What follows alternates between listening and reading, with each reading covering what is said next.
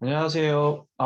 넥스 기술 온라인 기술 세미나 강의를 시작하도록 하겠습니다. 오늘 제가 발표할 주제는 고층 아파트의 RC 이형 벽체 많이 사용되죠. 이형 벽체의 거동과 그 다음에 설계 방법에 대해서 말씀을 드리도록 하겠습니다. 오늘 발표를 맡게 된 저는 단국대학교에서 근무하고 있고요. 이름은 엄태형입니다. 네, 반갑습니다. 네, 제가 좀 사용하는데 익숙치 않아서, 네. 오늘 발표 순서입니다. 제가 처음에 넥스 기술 담당하시는 분께 말씀드린 거는 이제 크게 두 가지 주제로 말씀을 드렸어요. 여기 보시는 것처럼, 원래 두 가지입니다. 사실은 처음에는 이형 벽체가 주로 이제 지진이 오면은 데미지를 많이 입게 됩니다. 그래서 이형 벽체에 대해서 피해 사례를 좀 얘기를 해주겠다. 그다음에 이제 왜 그러냐, 이형 벽체 우리나라에 많이 쓰는데 사실 좀 다들 안전한 벽체다 이렇게 이제 오해를 하시는 경우가 많습니다. 사실 맞아요. 이형 벽체가 상대적으로 병량이 굉장히 많습니다. 그래서 우리나라 아파트 벽 같은 경우에는 칠레와 굉장히 유사한데, 칠레에 보면은 진도 리히터 규모로 한 9.0의 지진이 오는 나라거든요. 그럼에도 불구하고 이제 우리나라 같은 벽식 아파트들이 혹은 벽식 건물들이 크게 이렇게 데미지를 입지는 않아요. 근데 이제 모든 이형 벽체가 다 그러면 안전하냐? 그렇진 않아요. 그렇지 않은 것 같습니다. 칠레의 경험을 한번 반출을 해보면, 그 다음에 뉴질랜드에서의 경험을 반출을 해보면, 어, 대부분의 건물은 안전한 게 맞는데 그런 건물들은 주로 병량이 많은 건물들이다. 근데 병량이 많은 건물들이 지진에 대해서 안전한 거는 꼭 내력벽식 때문만은 아니고, 과거에 굉장히 오래된 우리 역사적인 건물들도 만약에 이 병량이라든지 이 평면의 기둥 면적이라든지 이런 면적들이 너무 수직부재의 면적이 넓으면 지진에 대한 데미지가 상대적으로 굉장히 작습니다. 그런 문제로 보셔야 되고, 근데 만약에 전체적으로 건물 자체의 병량이 작다 그러면 칠레나 그다음에 뉴질랜드에서 본다면 좀 심각한 데미지를 입은 경우가 꽤 있습니다. 그래서 그런 것들을 좀 살펴보면 우리가 이형벽체 설계를 그냥 안전하니까 대충대충 해도 된다 이렇게 보시면 안 될 것 같아요. 무조건 경제성의 논리로만 가지고 철근을 줄여나간다든지 벽 면적을 줄여나간다든지 위험할 수도 있어서, 먼저 앞부분에는 이형벽체와 과연 지진에 왔을 때 어느 정도로 거동을 보이는지에 대해서, 그 다음에 어떤 위험성이 설계 단계에서 내재되어 있는지 그런 것들을 좀 먼저 말씀을 드리고, 그 다음에 이제 3번, 4번, 5번이 아마도 제 이후에 넥스 기술의 김상길 대표님께서 발표를 이어가실 것 같은데, 이 탭스를 이용한 이형 벽체의 경제적인 설계 방법에 대해서 말씀을 하시는 것 같아요. 그래서 그거의 이론적인 근거가 될 수 있는 경제적인 이형 벽체 설계 방법, 그 다음에 안전한 이형 벽체 설계 방법, 이 부분에 대해서 좀 디테일하게 말씀을 드리도록 하겠습니다. 어, 사실은 저한테 맨 처음에 말씀하시기로 한 40분 말씀하셨는데, 저 이렇게 보니까 시간이 한 1시간 10분 정도 잡혀 있더라고요. 그래서 자료를 많이 준비를 했는데, 지금 이 속도로 가면은 2시간 걸려서 다 못할 것 같아요. 자, 어쨌든, 최대한, 여러분들 너무 지루하지 않게 1시간 남짓해서 끝낼 수 있도록, 그렇게 진행을 하겠습니다. 자, 먼저 이형벽체의 내진 성능에 대해서 한번 살펴보는 그런, 자료들입니다. 네. 자, 이형벽체 하면은 제가 일단 이형벽체의 정의부터 가져왔습니다. 이형벽체가 뭐냐? 네, 뭐 실무를 많이 하셨기 때문에 다 아시는 사항이라고 판단이 됩니다. 그래도 한번 제가 갖고 와봤습니다. 영어로는 non-planar wall이라고 부릅니다. 여기서는 non-planar wall이라고 하는 거는 형태적인 특성을 많이 강조를 한 겁니다. 일자형 벽체를 우리는 planar wall이라고 해요. 혹은 rectangular wall이라고 부르죠. 그에 비해서 이형 벽체는 이게 일자형이 아니고 L형, T형, H형 더 복잡한 형태가 있죠. 그래서 이 형체가 마치 이 단면 형태가 평면형이 아니다라고 해서 non-planar wall이라고 불렀고요. 근데 이제 미국에서 이 이형 벽체, 우리나라처럼 복잡한 형태의 이형 벽체는 아니지만 T형이나 C형 이런 벽체들은 예전부터 연구가 되어 왔습니다. 그래서 그분들 입장에서는 이 이형 벽체의 구조적인 거동 특성을 본다면 non planar wall보다는 flanged wall이라는 말이 더 적합하다. 특히 이제 T형 벽체나 C형 벽체, 네, 이런 벽체에 이제 적합한 말입니다.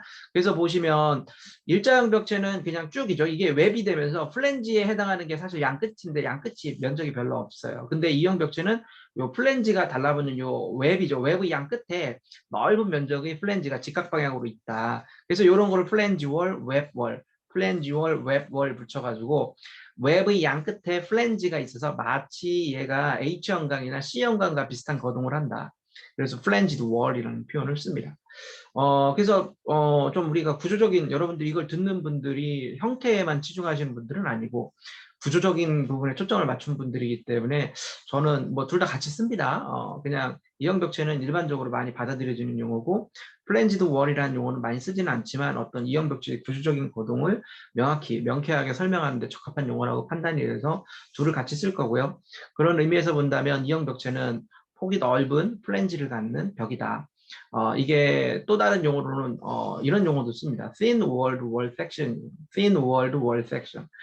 얇은 벽면, 벽판, 로 구성된 어떤 벽이다. 이렇게 보셔도 될 것 같습니다. 이 이형벽체의 설계 이슈는 크게 두 가지가 있어요. 우리 뭐 구조 설계한다면 강도 체크해야 되는 거고 변형 체크해야 되는 거죠. 두 개가 이슈입니다. 강도 측면에서 본다면 우리가 과거부터 굉장히 많은 고민을 해왔죠. 이형벽체는 왜 경제적인 설계를 어떻게 하면 할 수 있냐. 그래서 제가 이 대표적인 예로 이렇게 쭉 가져왔습니다. 보시면 이형벽체를 설계를 할 때 보통 보면은 우리 마이다스나 이런데 그 기존 설계 방법 보면은 플랜지하고 웹을 다 쪼개가지고 일자형 벽체로 쪼갠 다음에 설계를 해요. 그렇게 되면은 제가 여기다 이제 표시를 한 것처럼 어떤 벽체는 인장력이 축인장력이 축방향 인장력이 어떤 플랜지는 축방향 압축력이 집중되면서 여기 그 제가 다이어그램으로 표시해 드린 것처럼 네 이렇게 하나는 월 2가 이제 아마 요 플랜지 쪽을 얘기하는 거고 월 1이 요쪽 플랜지를 얘기하는 겁니다. 한쪽은 인장으로 한쪽은 압축으로 축 하중이 거번하면서 모멘트 강도가 쭉 떨어지게 됩니다. 그래서 이런 특성들 때문에 비경제적이다. 그래서 이걸 합치면 경제적인 설계를 할 수 있는 거 아니냐. 이렇게 경제성 측면에서 접근을 많이 하셨어요. 근데 제가 지금 요 전반부 슬라이드에서 말씀을 드린 거는 맞습니다. 여러분들 경제적인으로 접근을 하려고 여러분들이 이 강의를 이 세미나를 들으시는 거고 제 이후에 이제 김상길 대표님도 그 부분을 강조해서 말씀해 주실 것 같아서 이형벽체가 그렇게 경제성만을 쫓아가지고 설계할 거냐 그거 이외에 그렇게 해도 좋고 그거 당연히 그 엔지니어로서 해야 되는 거죠. 그게 바로 엔지니어의 그 역량이죠. 역량. 네, 능력이죠. 능력. 그래서 그걸 당연히 해야 되는데 그거 하면서 경우에 따라서는 변형 능력이나 내진성 등의 심대한 문제를 처리할 수 있기 때문에 그것도 한번 생각해보자. 이런 취지로 제가 이 전반부를 내진 성능 쪽에 조금 더 초점을 맞춰가지고 준비를 한번 해봤습니다. 이게 너무 디테일한 얘기인데 너무 오늘 여러분들 실무자분들이어서 다들 이형벽체 설계 경험이 있으실 것 같고 제가 이제 디테일한 얘기를 할 때 다 아시겠지만 그래도 제가 보면은 강의가 너무 디테일하게 들어가면 힘들더라고요. 설명하는 사람이 힘듭니다, 일단. 그 다음에 들으시는 분들도 되게 좀 따분할 수도 있어서 너무 디테일하게 가지는 않는데 여기 있는 이 그림이 이제 사실은 이형벽체가 이제 어떤 거동 특성을 하느냐 요거를 이제 그 단적으로 보여주는 예입니다. 그래서 이 부분은 제가 조금 더 설명을 하겠습니다. 다른 부분은 너무 디테일하게 가지는 않을게요. 뒷부분에 보면 너무 복잡한 내용들이 많아서 자 일단 아까도 제가 이형벽체를 플랜지 벽이다, 플랜지드 월이다 이렇게 표현되는데 이 플랜지가 이형벽체의 거동을 결정짓습니다. 그래서 이 non-planar wall 이형벽체를 플랜지드 월이라고 부르면 좋겠다라고 얘기를 한 거고요. 이게 이제 대표적인 아파트 평면을 제가 갖고 온 겁니다. 이 아파트 평면은 사실 대표적인 평면은 아니에요. 우리나라에서 기존에 사용되는 아파트 평면의 이형 벽체는 훨씬 더 복잡하죠. 근데 이거는 이제 깔끔하게 정말 세대 간 벽을 깔끔하게 정리한 하나의 대표적인 평면이고요. 코어 월 쪽에 보면은 네 그래도 이형 벽체가 제법 복잡하게 남아 있습니다. 제가 이제 하나로 붙어 있는 벽체들을 빨간색, 파란색으로 표현했는데 두 개의 그룹으로 구분할 수 있을 것 같아요. 자 모양은 이렇게 복잡하지만 이런 이형 벽체는 사실 플랜지드 월이 플랜지 관점에서 본다면 이 파란색은 일종의 L형 벽체처럼 보셔도 될 것 같아요. 이쪽에 플랜지가 집중돼 있고 여기에 웹이 뚝 튀어나와 있고 밑에 있는 빨간색은 이걸 뭐라고 봐야 되는지 모르겠지만 요 C형이 또 눈에 딱 띄네요. 뭐 이렇게 보셔도 됐고 T형처럼 보이는 부분도 있고요. 자, 그래서 이형 벽체가 아무리 복잡하다 하더라도 기본적으로 플랜지와 웹 이렇게 우리가 근사시킬 수 있다. 그런 관점에서 본다면 이형 벽체는 여기서 보시는 것처럼 이 T형 벽이다 이렇게 생각하시고 그냥 이형 벽체의 거동을 이해하셔도 좋을 것 같아요. 만약에 이 벽체가 우리가 일자형 벽체를 쓴다면 미국에서는 일자형 벽체 많이 씁니다. 이분들은 경험이 굉장히 많으신 것 같아요. T형 벽체 그렇게 아주 많이 쓰지는 않으세요. 대부분 E형 벽체, 독립된 벽으로 많이 씁니다. 일자형 벽체, 직사각형 벽체, 독립된 벽체도 많이 씁니다. 이런 벽체에 대한 이 일자형 벽체는 실험 자료가 굉장히 많아요. 그래서 실험을 해보면 제법 좋은 성능들이 나옵니다. 근데 T형 벽체는 안타깝게도 실험 결과가 아주 많지는 않습니다. 상대적으로 굉장히 드물어요. 그 다음에 그래서 이제 우리가 이게 많이 그냥 일자형 벽체 설계하듯이 T형 벽체도 설계하면 되지 하고서 접근했다가는 조금 많이 다른 양상이 있는데 그 양상을 여기다 표시를 해준 거예요. 만약에 여기서 보시면 요 동글뱅이가 바로 이 T형, E형 벽체의 중심점 정도라고 보시면 됩니다. 도심. 여기에 이제 충격이 작용하고 모멘트가 Mu가 작용하면 요거에 대해서 우리가 설계를 해야 되죠. 근데 이 Mu가 보시면 요 가운데에 있을 때는 반시계 방향으로 작용하는데 오른식은 시계 방향으로 작용하는 겁니다. 요 모멘트가 시계 방향이냐 반시계 방향이냐에 따라 가지고 거동이 많이 달라요. 문제는 요 가운데에 있는 시계 방향일 경우에요. 반시계 방향일 경우에요. 반시계 방향일 경우에 보시면 이 플랜지 쪽이 바로 플랜지에 배근되어 있는 철근들이 인장철근 역할을 하겠죠. 당연히 플랜지가 위아래로 길게 뻗어 있으면 굉장히 많은 인장철근이 들어가 있는 거죠. 그럼 우리 다 아시잖아요. 인장철근이 과도하게 넣으면 그 벽체, 그 단면은 철근 콘크리트 단면은 취성 거동을 보입니다. 왜 그러냐면 그렇죠. 인장철근이 항복에 도달하기 이전에 압축 쪽에서 0.003 스트레인에 콘크리트 스트레인이 0.003에 도달하면서 압괴가 발생할 수 있죠. 그런 현상이 일어나죠. 그 현상을 지금 여기다 표시해 드린 거예요. 빨간색. 원래 직사각형 병체 얘를 플랜지가 없었다면 점선처럼 해가지고 우리가 이 압축대가 이 정도밖에 안 됐었는데 거꾸로 이게 플랜지가 쫙 생기면서 빨간색처럼 돼가지고 압축대 C가 이렇게 길어졌다. 그러다 보니까 여기가 0.003에 압축단부가 도달하면 파괴되겠는데 그때 보시면 압축대가 전체 벽체 단면 깊이 대비 50%를 초과하기 때문에 인장 측에서는 철근이 항복하지 않더라. 이런 표현을 여기다 이제 쓰신 겁니다. 이렇다면은 사실은 이러한 이 T형 벽체는 이 웹이 압축을 받을 때, 즉 반시계 방향의 모멘트에서 거의 연선 거동을 못한다. 시선 거동이 나타난다라고 우리가 예측할 수 있죠. 만약에 반대로 모멘트가 시계 방향으로 작용하면 거꾸로 이 건역이 나타납니다. 뭐냐면 이 플랜지가 굉장히 넓은 압축대 면적을 형성해 주기 때문에요. 이 중립축 깊이가 C가 굉장히 좁아져. 그 얘기는 뭐예요? 나머지 인장대가 너무 길어지죠? 그러면 여기 요 끝에가 0.003, 압축단부가 0.003에 도달하는데 압축대가 요밖에 안 된다?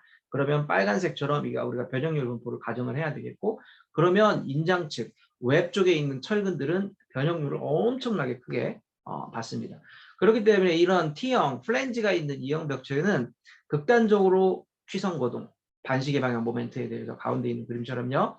그 다음에 오른쪽에 있는 그림처럼 극단적으로 인장측 철근이 변형률을 너무 크게 받는 이런 극단적인 거동 특성을 보입니다. 이게 뭔지는 정확히 모르지만 사람 일도 그렇잖아요.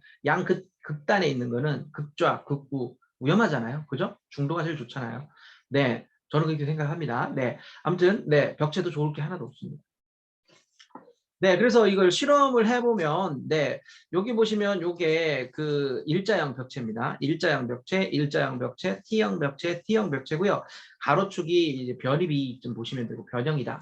세로축이 하중이다. 이렇게, 벽체의 모멘트 하중으로 보셔도 좋고, 캔틸레버 벽체에 작용하는 정확히는 횡하중을 얘기하는 겁니다. 보시면 요 위에 그림에 한번 강조를, 집중을 해보시면 되는데요. 이게 지금 일자형 벽체, T형 벽체입니다. 보면 플랜지가 많이 있죠. 일자형 벽체 같은 경우는 양쪽으로 약 2%를 넘어가는 변형비가 나와요. 2% 변이비는 상당히 벽체치고는 상당히 좋은 변이비입니다. 우리가 구조설계에 사용할 때 벽식 건물에 나타나는 층간 변이비 맥시멈 값이 1%가 안 되는 경우가 되게 많아요. 이게 상당히 연성 쪽의 측면에서 본다면 여유를 갖고 있는 거죠. 그에 반해서 T형 벽체는 좀 상황이 달라요. 요 플러스 방향을 보면은 약 2% 가까운 변이비가 나옵니다. 근데 이때가 언제냐면 여기 오른쪽에 보면 까만 그림 보이시죠? 플랜지가 압축을 받을 때. 이 경우에는 네, 당연히 아까도 말씀드렸죠. 요 웹 끝에 있는 인장철근이 변형률이 크게 일어나면서 연성고동 보여요. 근데 반면에 거꾸로 마이너스 보면은 요 웹이 압축을 받을 때 그러면 플랜지에 있는 철근이 굉장히 많은 인장철근으로 역할을 하겠죠. 요 경우에는 인장철근이 너무 많아가지고 우리 철근 콘크리트 단면 설계라고 본다면 최대 철근비를 넘어간 거예요. 균형 파괴점을 넘어가 버린 겁니다. 그러다 보니까 이 점선대로 따라가지고 요 까만 조그만 점, 요 점이 바로 우리 공칭 강도인데 공칭 강도보다 훨씬 강도가 안 나오더라. 그 다음에 강성도 확 줄어들어요. 그 다음에 보시면 취성 파괴 보이시죠? 파괴된 양생도 보면은 네, 굉장히 위험한 파괴죠. 압축, 기둥에서나 볼 수 있는 콘크리트가 완전히 폭발하듯이 떨어져 나가는 그런 류의 파괴가 발생이 됩니다. 거기뿐만 아니라 철근이 요 플러스 방향에서 너무 큰 인장 변형률을 받기 때문에 이게 다시 이제 방향, 제하 방향이 바뀌면서 압축으로 넘어오면서 꺾여버려요. 네, 그래서 이제 다 버클링, 요거를 우리는 저주파 피로 파괴라고 해요. 로우 사이클 퍼티그 현상이라고 합니다. 이런 것들이 일어나요. 그래서 이게 양극단에 있는 게 안 좋은 거다. 그래서 이런 그 거동이 실험을 통해서 이제 확인이 됩니다. 근데 이제 모든 실험에서 다 이런 거동이 나타나진 않습니다. 아래쪽 보면은 조금 더 성능이 더 좋아요. 똑같은 셋인데 이거는 일자형 벽체, 오른쪽은 T형 벽체인데 위쪽하고 조금 다르죠. 위쪽하고 아래쪽의 차이는 뭐 있냐면 여기 있어요. 여기 보시면 여기가 뭐냐면 요 빨간색으로 제가 동그라미 친 이 부분이거든요. 웹의 끝자락에다가 요 컨파인먼트, 네, 횡철근, 횡구속 철근을 얼마나 집어넣느냐를 변수로 실험을 한 거예요. 그래서 아래쪽에 있는 그림은 이쪽에다가 굉장히 넓은 영역에다가 컨파인먼트, 횡구속 철근을 많이 집어넣으면 보이시죠? 어느 정도로 촘촘하게 집어넣는지 여러분들 손가락 안 들어갑니다. 네, 저 정도로 촘촘하게 넣으면 성능이 잘 나온다. 근데 이거는 미국의 프랙티스지 우리나라의 프랙티스는 아니잖아요. 그죠? 그래서 이게 이제 연성에 굉장히 이슈가 될 수 있습니다. 네, 그거 관련된 사항을 제가 조금 더 케이스 스터디로 이제 조금 분석을 해본 거예요. 그래서 요 자료, 제가 분석한 바에 의하면 이렇습니다. 조금 전에 나왔던 요 웹 부분, 웹이 인장을 받는, 즉, 반시계 모멘트가 작용해가지고, 웹이 압축을 받는죠. 반시계 방향 모멘트가 작용해가지고, 이 압축대가 웹 쪽에 형성되는 이런 경우에 연성이 확 떨어질 수 있다. 최대 철근비가 넘어가가지고, 네, 추성 파괴가 일어날 수 있다겠는데, 요게 언제 더 커지냐면요. 네, 이런 경향이 있더라고요. 이 벽체에 작용하는 압축 하중이 클수록 제가 케이스 스터디 해보면 압축 하중이 약 벽체 전체 면적의 10% 압축력비로 0.1, 10% 정도만 초과하더라도 이게 압축력비 정입니다. 알겠죠? 네, 요 압축력비가 10%만 넘어가더라도 굉장히 취성적으로 바뀌더라. 근데 우리 내력벽 구조에서는 10% 넘는 거 비일비재하죠.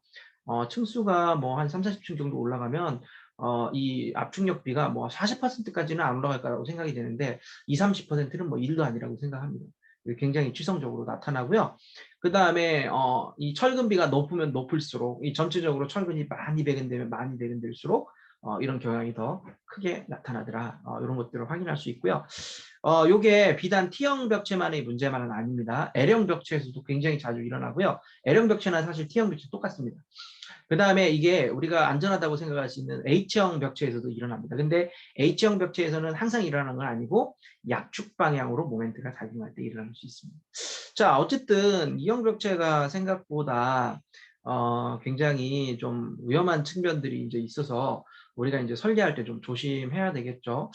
그래서 지금 좀 스터디를 좀 진행하고 있어요. 이형 벽체를 설계를 할 때 우리 내진 설계 기준에 이형 벽체 설계를 할 때 그냥 해라.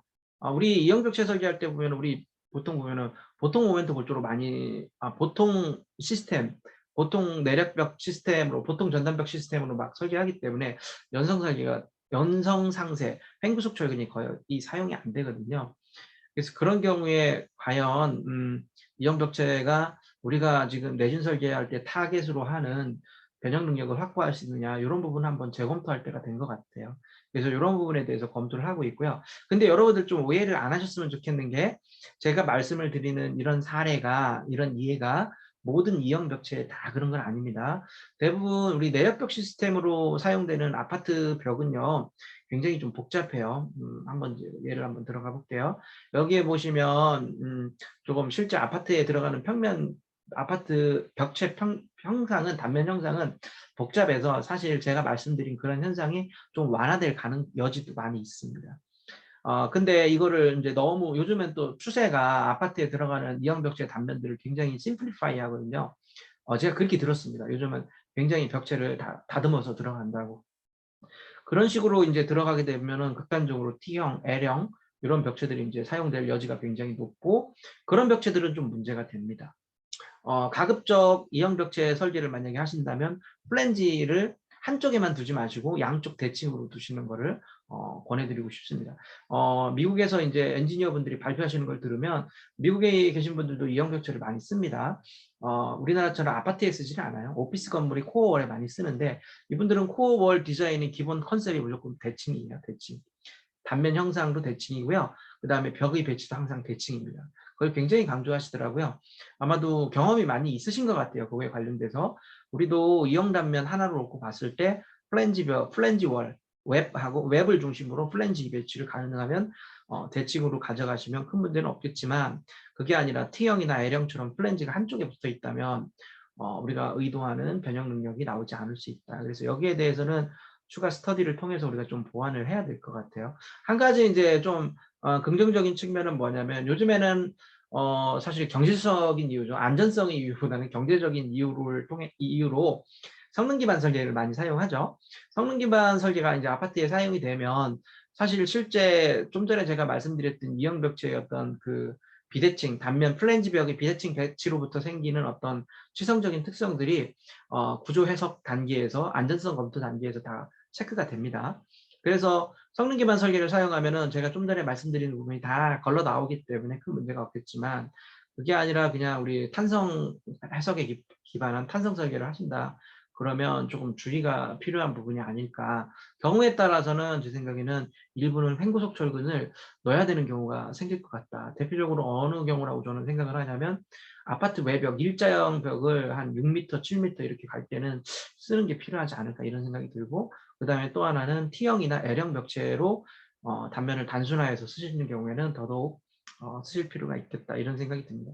그래서 요거는 뭐 고민을 많이 이제 하고 있는 거고 아마 벽체 우리나라에서도 벽체 연구하시는 분들이 많을 텐데 최근에 미국에서도 벽체에 대한 연구가 굉장히 활발하게 발전이 많이 됐어요. 최근에 많이 개정이 되면서 연구 결과들이 이렇게 축적이 되고 통계적인 자료들이 이렇게 많이 쌓여 있고 그래서 그런 자료들을 바탕으로 저희도 한번 고민을 해보고 있습니다.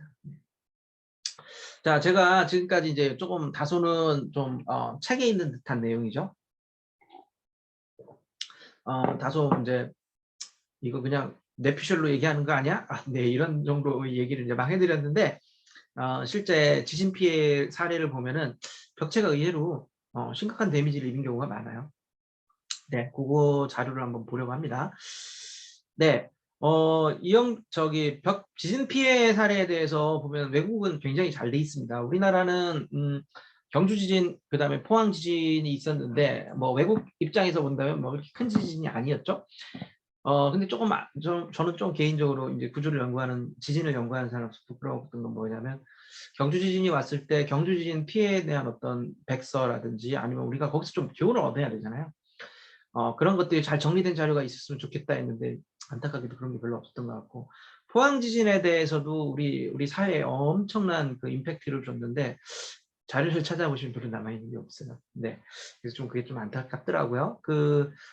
물론 이제 지진이 일어났을 때 많은 그 지진 관련된 학회라든지 아니면 연구자분들께서 사비를 털어가면서 경주를 방문하고 민폐를 좀 끼치셨죠. 농담이고요. 어쨌든 굉장히 흔치 않은 기회니까 정말 그 전문가적인 입장에서 뭔가 교훈을 얻기 위해서 가셔서 다 자료를 조사하고 이런 건 개인적으로는 다 하고 계신 것 같은데 그게 이제 우리나라를 대표하는 기관이라든지 나라에서 그걸 쭉 체계적으로 정리한 그런 자료는 거의 없어요. 거의 없고 다행히 이제 그 건축학회에서 나온 어떤 백서 비슷한 것이 있는데 그나마 이제 그것도 이제 서울대학교의 박홍 교수님께서 이제 그 리드 하셔가지고 진행이 됐는데 많은 국내 우리나라에 이제 내노라 하시는 분들이 이제 많이 참여해서 데이터를 좀 정리를 했는데, 그것도 또 제가 또 그때 간사를 해서 이렇게 좀 상황을 잘 아는데, 우리나라 분들은 별로 관심 없더라고요. 그런 거에 공무원분들이 일단 수습하는데 막 정신 못 차리고 뭔가 교훈을 얻는 데에는 별로 관심 없어요. 네, 그래서 좀 굉장히 저 개인적으로는 엄청 실망을 많이 했었던 그런 기억이 있습니다. 근데 이제 외국은 좀 상황이 많이 다른 것 같습니다. 외국은 국가기관에서 이제 주도를 해서 지진이 일어났다 그러면 피해 조사라든지 어떤 유형의 피해가 일어난지에 대해서 조사가 이제 잘 이루어지고 있고, 그 다음에 학자들도 굉장히 디테일하게 깊이 있는 연구를 하시는 것 같아요.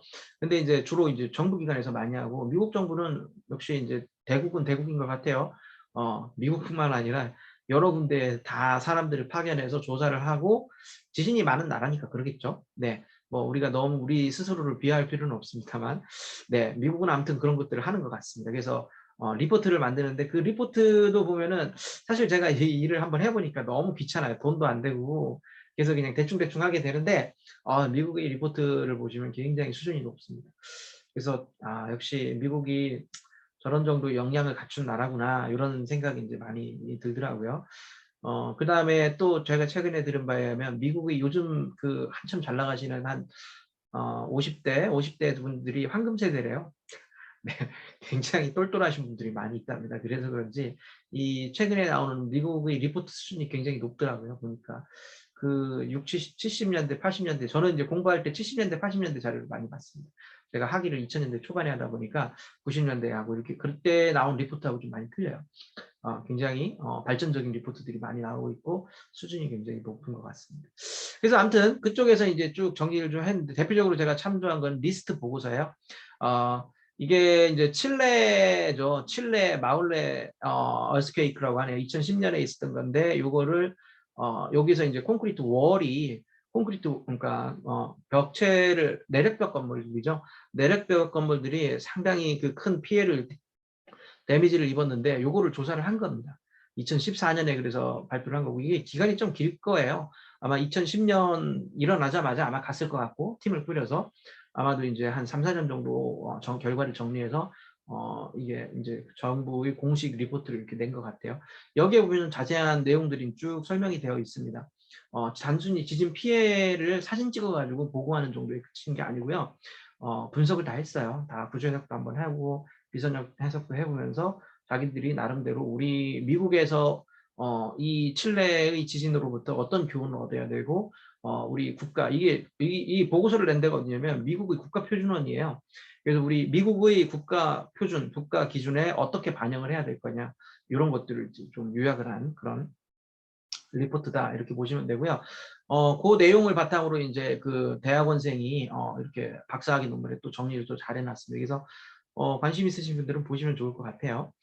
네, 여기에 이제 그 아마도 이 칠레 지진에서 피해를 입었던 건물들의 리스트 같아요. 리스트 같고 그 월 데미지가 어디서 이렇게 일어나는지, 몇 개가 일어나는지 이렇게 쭉 얘기를 한 것 같습니다. 자, 근데 요거는 사실은 뭐 칠레 지진만 한 건 아니고 뉴질랜드 지진도 비슷한 시기에 있었나 봐요. 같이 조사를 한 겁니다. 요거는 이제 요거는 이제 뭐 그냥 사례 보는 거니까 빨리빨리 넘어가죠. 뉴질랜드에서 캔터베리 지진이 있었는데, 이게 7층 주거 건물이었대요. 참 건물 평면이 특이합니다. L형을 이렇게 계단실하고 이렇게 꺾어서 썼네요. 근데 이게 조사해 보니까요, 우리가 전혀 예상 못했는데 요 끝부분이 이렇게 완전히 다 부서져 나갔어요. 그러니까 이게 지금 컨파인먼트 요 수준을 보시면 우리나라 수준이 아닙니다. 그죠? 우리나라 같으면 완전히 아작날 뻔했어요. 그죠? 네. 이 L형 벽체가 이 끝자락에서 굉장히 위험할 수 있다는 걸 단적으로 보여주는 예제입니다. 이게 왜 이렇게 파괴됐냐? 제가 앞부분에 좀 설명을 해드렸죠. 플랜지 효과 때문에 그랬을 가능성이 좀 높습니다. 이게 플랜지 역할을 하고, 이쪽에 이제 압축 응력이 플랜지에 배근된 철근이 인장력에 해당하는 것만큼 요게 이제 압축력을 때려주면서 이렇게 데미지를 많이 입었던 것 같고, 완전히 다 휘어져 버렸네요. 콘크리트가 균열이 가면서, 크러싱이 일어나면서.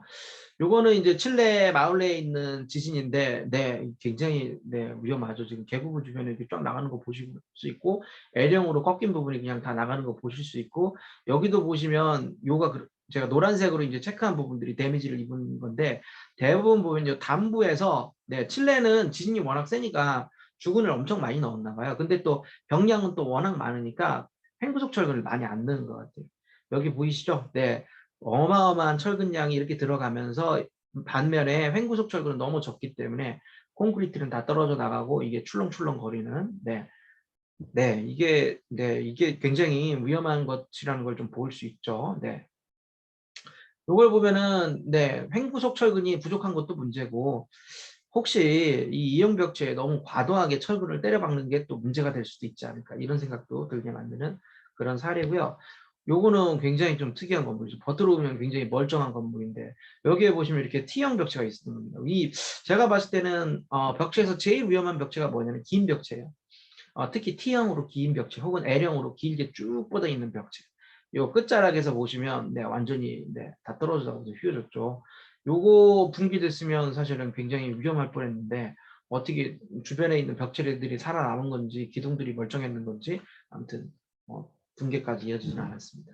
굉장히 보시면 뭐 그런 것들을 볼 수 있고요. 그거 이외에도 이 벽체는 사실 불연속도 있었대요. 수직으로 불연속적인 측면도 있었고 그 다음에 이제 그 리포트를 제가 좀 한번 읽어보니까 단부 경계 요소에 횡구속이 거의 안 돼 있더라. 우리나라보다는 많이 돼 있는 것 같아요. 그 다음에 그 정착 상태도 우리 포항 지진에서 많이 이슈가 됐는데 135도 후크가 아니라 수평 철근들이 90도 후크로 돼 있어서 다 풀려버리더라. 그런 것들이 이제 리포트가 돼 있습니다. 그래서 벽체가 이제 전체적으로 다 압기가 일어났고 굉장히 심하게 다 부서진 것 같습니다. 면회 자국이 이제 일어나고 뭐 이런 것들이 보고가 돼 있고요. 네, 이것도 뭐 비슷한 사례라고 보시면 됩니다. L형 벽체 같아요. 네, 보시면 이렇게 완전히 이거는 다 부서져 가지고 잭 서포트 한 다음에 다 털어낸 거예요. 이거 보수를 어떻게 하는지 모르겠어요. 제가 뉴질랜드에서 이걸 보수하는 사례를 보니까 뉴질랜드에서는 철근 다 잘라내더라고요. 그리고 용접이든 이걸로 다 묶어버리고요. 이어주고 다시 이제 다 치더라고요. 그 다음에 여기 콘크리트는 그냥 일반 콘크리트 썼던 게 아닌 것 같고 특수 콘크리트 썼던 것 같습니다. 네, 여기도 보시면 여기 있는 뭐죠? 이 칠레 지진의 벽체 파괴를 보시면 되게 좀 헷갈리는 게 많아요. 저한테는 좀 그렇습니다. 뭐냐면 벽체하면 전단력이 굉장히 많이 커서 전단 균열이나 뭐 이런 것들 많이 발생할 것 같죠. 우리 경주 지진 보면은 전단 균열 많이 발생했거든요. 근데 실제 전단 파괴가 아닌 것 같아요. 그죠? 여기들 자료를 이렇게 쭉 보시면 주로 요 단부에서 크러싱이 많이 일어나는 것 같아요. 우리가 이 크러싱이 일어났다는 얘기는 휘막축하고 관련이 있는 거고 우리 이형단면 설계할 때 경제적인 설계한다 그러면 다 휘막축 설계잖아요. 전단철근은 양이 얼마 안 돼서 줄여봤자 도움이 하나도 안 돼요. 네, 철근 물량 줄이려면 흰철근을 줄여야 되는데 주철근을 이게 다 주철근하고 연결되어 있는 부분 같습니다. 그래서 이 이형벽체 같은 경우는 우리 여러분들이 이제 지금 오늘 기술 세미나에서 논의하고 있는 휘막축 설계하고 관련된 지진 피해가 굉장히 크리티컬할 수 있다. 이런 것들을 좀 배울 수 있는 그런 사례 같습니다. 이거는 이제 C형 벽체가 데미지를 입은 거네요. C형 벽체도 플랜지가 있어서 괜찮을 것 같지만 여기에 보면은 중립축 이렇게 수평으로 생기는 거죠. 그래서 지진하중이 위에서부터 아래로 이렇게 내려오는 거죠. 그러면 요 끝자락에서 플랜지 끝자락에서 어때요? 콘크리트 압축대가 형성이 되는데 거기가 이제 콘크리트가 다 크러싱이 일어나는 거. 여기 보시면 컨파인먼트가 하나도 없어요. 이거 우리나라에서 쓰는 벽체잖아요. 그죠? 네, 이런 벽체들은 지진하중이 이제 세게 한번 꽉 치면 날아간다. 이제 이런 것들을 보여주는 그런 사례 같습니다. 네, 요거는 이제 그 실험 자료를 한번 제가 조사를 한번 해본 겁니다. 좀 전에는 실제 피해 사례고 실험 자료를 보면은 요 정도가 이제 지금까지 우리 그 전 세계적으로 해왔던 우리나라도 꽤 많이 있는데 우리나라 거는 좀 없어요. 안타깝게도. 우리나라 분들은 국내 저널에다가 이제 논문 발표를 하시니까 이게 외국에 소개가 안 됩니다. 그래서 여기 있는 거는 외국 저널에 이제 소개가 된 실험들 같아요. 많은 부분은 미국에서 이제 이루어졌고요. 그 다음에 또 상당한 부분은 일본에서 이루어졌습니다. 일본이 지진이 워낙 큰 나라다 보니까 제가 알기로는 일본은 이제 철골 구조를 선호한다 이렇게 들었는데 근데 또 콘크리트 벽도 많이 연구를 하신 것 같습니다. 근데 이 결과가 그러면 맞냐 이렇게 보면 많아 보이긴 하는데 기껏해야 20몇 개밖에 안 되거든요. 근데 30개네요. 30개. 네, 근데 그 일반 직사각형 벽체는 우리 실험 데이터가 굉장히 많은 게 어느 정도 그냥 수백 개예요, 수백 개. 그러니까 이게 비교할 수도 없는 데이터베이스라고 이제 볼 수 있죠. 그 다음에 E형 벽체는 형상이 C형, L형 너무 다양하잖아요. 그죠? T형. 근데 그거 다 합해가지고 이게 다 뭐 이 쉐입 보시면 C, U가 이제 U가 C하고 비슷한데 좀 이 플랜지가 길게 뻗어 나와 있는 겁니다. I 이게 이제 바벨 타입이라고 보시면 되고요. 그 다음에 T형, L형, 뭐, 네. 네, 이 형상 이거 다 걸어 모아가지고 한 30개 정도 되는 거예요. 그래서 우리가 이걸 가지고 통계 자료를 내기는 좀 쉽지는 않습니다. 근데 어쨌든 조사를 한번 해본 거고, 요 이제 학생이 대학원생이 자기 박사학위 논문을 쓰면서 이렇게 쫙 조사를 했더라고요. 감사하게 조사를 굉장히 잘했어요. 그래서 제가 한번 가져와 봤습니다. 여기 좀 자료가 일부 막 제가 그림을 막 떠왔기 때문에 뭐 빠진 것도 있는데 그냥 요거 자세한 거는 뭐 큰 의미는 없고 제가 여기서 빨갛게 표시한 건 뭐냐면 이거는 전부 다 미국이나 일본에서 실험되어 있고 이 미국이나 일본은 보통 레진벽으로 설계 안 해요. 잘 전부 다 특수구조벽이라고 보셔야 돼요. 그리고 그러다 보니까 단부에 횡구석이 다 돼 있습니다. 그래서 대부분의 실험 결과는 다 단부에 횡구석이 돼 있는 상태에 대한 실험 결과들이다. 그래서 이거 결과를 우리나라의 결과하고 혼동하시면 안 돼요. 우리나라의 벽체들은 대부분 단부 횡구석이 없습니다. 그래서 실제 실험을 해보면 이거보다 훨씬 안 나올 가능성이 굉장히 높습니다. 내진 성능이요. 그걸 감안하고 보시면 좋겠습니다. 그래서 여기에 이제 벽체 단면의 형상 여기 줬을 때 지진 하중의 방향 이런 것들 이렇게 쫙 정리를 하고 여기다가 변형 능력을 한번 체크를 해본 거예요. 여기 보시면 드리프트 레이쇼가 있고요. 그 다음에 연구자들이 있고요. 그 다음에 벽체 이름이 있고요.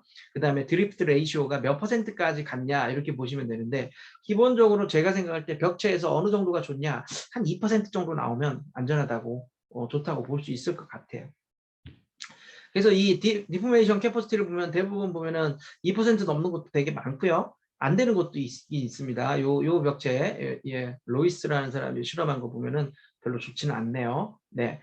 그 다음에, 네. 별로 좋지 않은 것도 있고 좋은 것도 이제 대부분 좀 좋긴 해요. 근데 제가 다시 한번 말씀드리면 이게 좋은 게 왜 그러냐. 컨파인먼트, 횡구석이 다 되어 있기 때문에 이 정도 나온 겁니다. 환구석이 안 돼 있는 거는 이거보다 훨씬 안 좋습니다. 네. 자, 그래서 어쨌든 횡구석이 적절히 돼 있음에도 불구하고 우리가 생각하는 것만큼 좋은 성능은 아니더라. 이런 것들을 보여주고 있는 거고요. 이게 이제 하나의 예를 제가 갖고 온 겁니다. 아까 로이스 실험 말씀을 드렸는데 이 단부에다 이렇게 횡구석을 했더니 여기 보시면 네 이게 이제 모멘트 약축 방향에 대한 모멘트 같아요. 이 플랜지 섹션에서 약축이라고 한다면 네 아래에서 위로 올리는 하중을 준 거죠. 진하중을. 그랬을 때 보면은 1.5%에서 거의 취성적인 거동이 나타나다. 근데 이게 변형 능력만 얘기할 건 아니고 요 상태 이 정도 되면요 여기 보시면 항복도 제대로 안 한 거예요. 이거 강도도 제대로 안 나왔습니다. 그러니까 노미널 스트렝스가 안 나온 거예요. 우리 여러분들이 설계할 때 설계 강도가 안 나온 거예요. 그러니까 소요 강도하고 우리가 설계 강도 비교하잖아요. 근데 설계 강도가 우리 계산값만큼 안 나온 거예요. 그래서 그런 결과들을 이제 보여주는 거다. 그래서 이게 쭉 그 플랜지에서 쭉 삐져나온 부분이 길게 삐져나와가지고 여기에 압축이 딱 모멘트 때문에 걸린다. 그러면 굉장히 위험할 수 있다. 이런 걸 보여주는 사례고요. 네. 요게 좀 전에 보셨던 로이스 결과인데 여기 보시면 단부에 이렇게 다 떨어져 나가는 것들 힘압축이 문제되는 거 볼 수 있고요. 요거는 이제 T형 벽체에 대한 데이터입니다. T형 벽체에 대한 연구자들 실험체 이름 그 다음에 이제 여기도 제가 강조드리고 싶은 게 뭐냐면 이겁니다. 얘네들은 다 횡구속을 했다. 횡구속을 했을 때 실험 결과들을 이렇게 딱 하는데 여기서 본다면 실험 결과를 한번 보시면 이게 드리프트 캐퍼시티예요. 보면은 아까도 말씀드렸지만 2%를 넘어가면 괜찮은 겁니다. 보면은 성능이 상당히 좋습니다. 2%다 넘어가요. 대부분. 아까 제가 대표적인 예로 보여드렸던 탐슨 앤 왈라스 논문 얘만 좀 별로 안 좋습니다. 나머지는 다 좋아요. 근데 다시 한번 말씀드리면 오해하시면 안 되는 게 이게 횡구속이 잘 돼 있어서 그렇다. 횡구속이 부적합한 횡구속을 갖고 있는 얘도 횡구속이 돼 있긴 돼 있었는데 횡구속 영역이 좀 너무 좁았던 거예요. 우리나라보다는 좋긴 좋은데 좋았던 건데 미국에서 요구하는 것만큼은 안 됐던 거다. 이렇게 보시면 되는데 요거는 성능이 안 좋았어요. 그러니까 이런 예제들이 보면 E형 벽체가 특히 T형, L형 이런 것들이 플랜지에서 이렇게 삐져나온 이런 부분들이 플랜지에서 삐져나온 이런 부분들이 압축을 받을 때에는 상당히 위험할 수 있다라는 거를 실험에서도 이제 좀 보여주는 그런 사례고, 요게 아까 T1 실험체가 요 실험체를 얘기하는 겁니다. 아까 이거 제가 자세히 말씀드렸죠. 네. 네, L형 벽체도 역시 이거는 L형 벽체에 대한 연구자들, 그 다음에 이제 그 실험 결과들을 쭉 정리한 건데요. 역시 마찬가지입니다. 요 제가 빨간색으로 표현한 건 얘네들이 컨파인먼트가 잘 돼 있다. 이거를 컨파인먼트 B예요. 이게 1.44%, 1.26%인데 우리 전단철근 뭐 철근비 기껏해야 뭐 0.5%, 0.6% 들어가는 거 생각하면 컨파인먼트가 얼마나 촘촘하게 들어가는지 여러분들이 이해하실 수 있을 것 같습니다. 그래서 실험을 쫙 해보니까 역시 마찬가지로 제가 말씀드리지만 2%를 넘어가야 돼요. 2%. 내진 성능이 좋다라고 얘기를 하려면. 그런데 여기서 보시면 안 좋은 것들이 이제 몇 개가 보이죠. 여기에 있는 거는 1%도 안 돼요. 0.5%. 이거는 그냥 다 부서졌다는 얘기예요. 힘 못 받고. 네, 굉장히 위험하다 이런 걸 보여주는 거고요. 그 사례들이 뒷부분에도 또 있어요. 네, 보시면 이게 비행구속인 상태죠. 그 다음에 횡구석을 조금씩 놀러가는데 이 정도 했다가는 감질만 난다는 거죠. 하나도 필요 없다는, 안 하는 만도 못하다. 저 정도 하는 데는. 그러니까 횡구속이 얼마나 철저하게 돼야 되는지를 보여주는 그런 사례인데, 어쨌든 얘네들 가지고 딱 해석해보니까 다 이렇다는 얘기죠. 이게 보시면 다 취성파악이 일어나잖아요. 그러니까 이 E형 벽체, L형, T형, 특히 플랜지에서 쭉 삐져나와 있는 웹이, 이런 벽체들은 상당히 위험합니다. 상당히 위험할 수 있다는 것을 실험으로부터 우리가 확인할 수 있죠. 네. 요것도 이제 뭐 좀 잘 나온 것 같은데 변형 능력으로 보면은 뭐 상당히 크더라고요. 그래서 저도 이게 성능 좋은 거 아니야? 이렇게 생각했는데 일부 보면은 거의 뭐 취성 거동이에요, 이게. 컨파인먼트는 굉장히 많이 했고. 네. 그래서 이것도 좀 의심스러워요. 일본 사람들이 하면 다 네, 제가 너무 국가 차별을 해서 그런 거 아닌데 이게 실험 어떻게 했는지 모르겠어요. 네, 아무튼 네 그렇습니다. 그렇게 우리가 바라는 정도의, 우리가 의도하는 정도의 좋은 퍼포먼스는 아닌 것 같아요. 네, 요것도 보시면 요 아래쪽에 있는 결과 보면 굉장히 안 좋죠. 요게 요 세 번째 겁니다.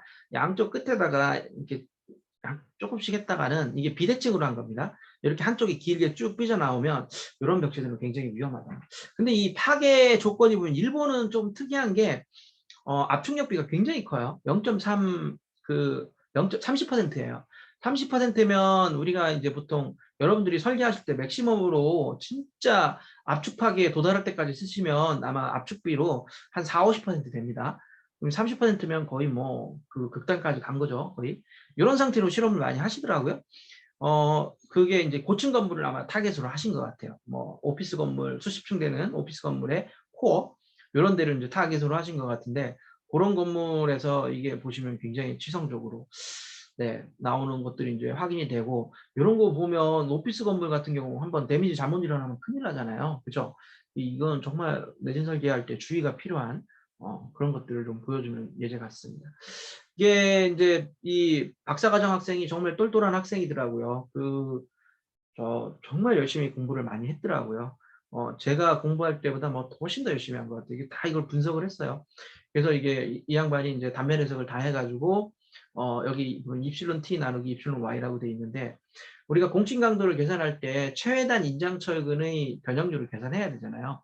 그래서 그걸 바탕으로 우리가 강도 감소 계수를 결정하게 돼 있지 않습니까? 그게 바로 입실론 T예요. 이 입실론 T가 철근의 항복 변형률 대비 몇 배 정도까지 발현이 되느냐를 쭉 조사를 한 거고, 그 다음에 여기 C하고 L웹이라고 되어 있는데, 이 L웹이라고 하는 게 결국 벽체의 단면 깊이쯤 됩니다.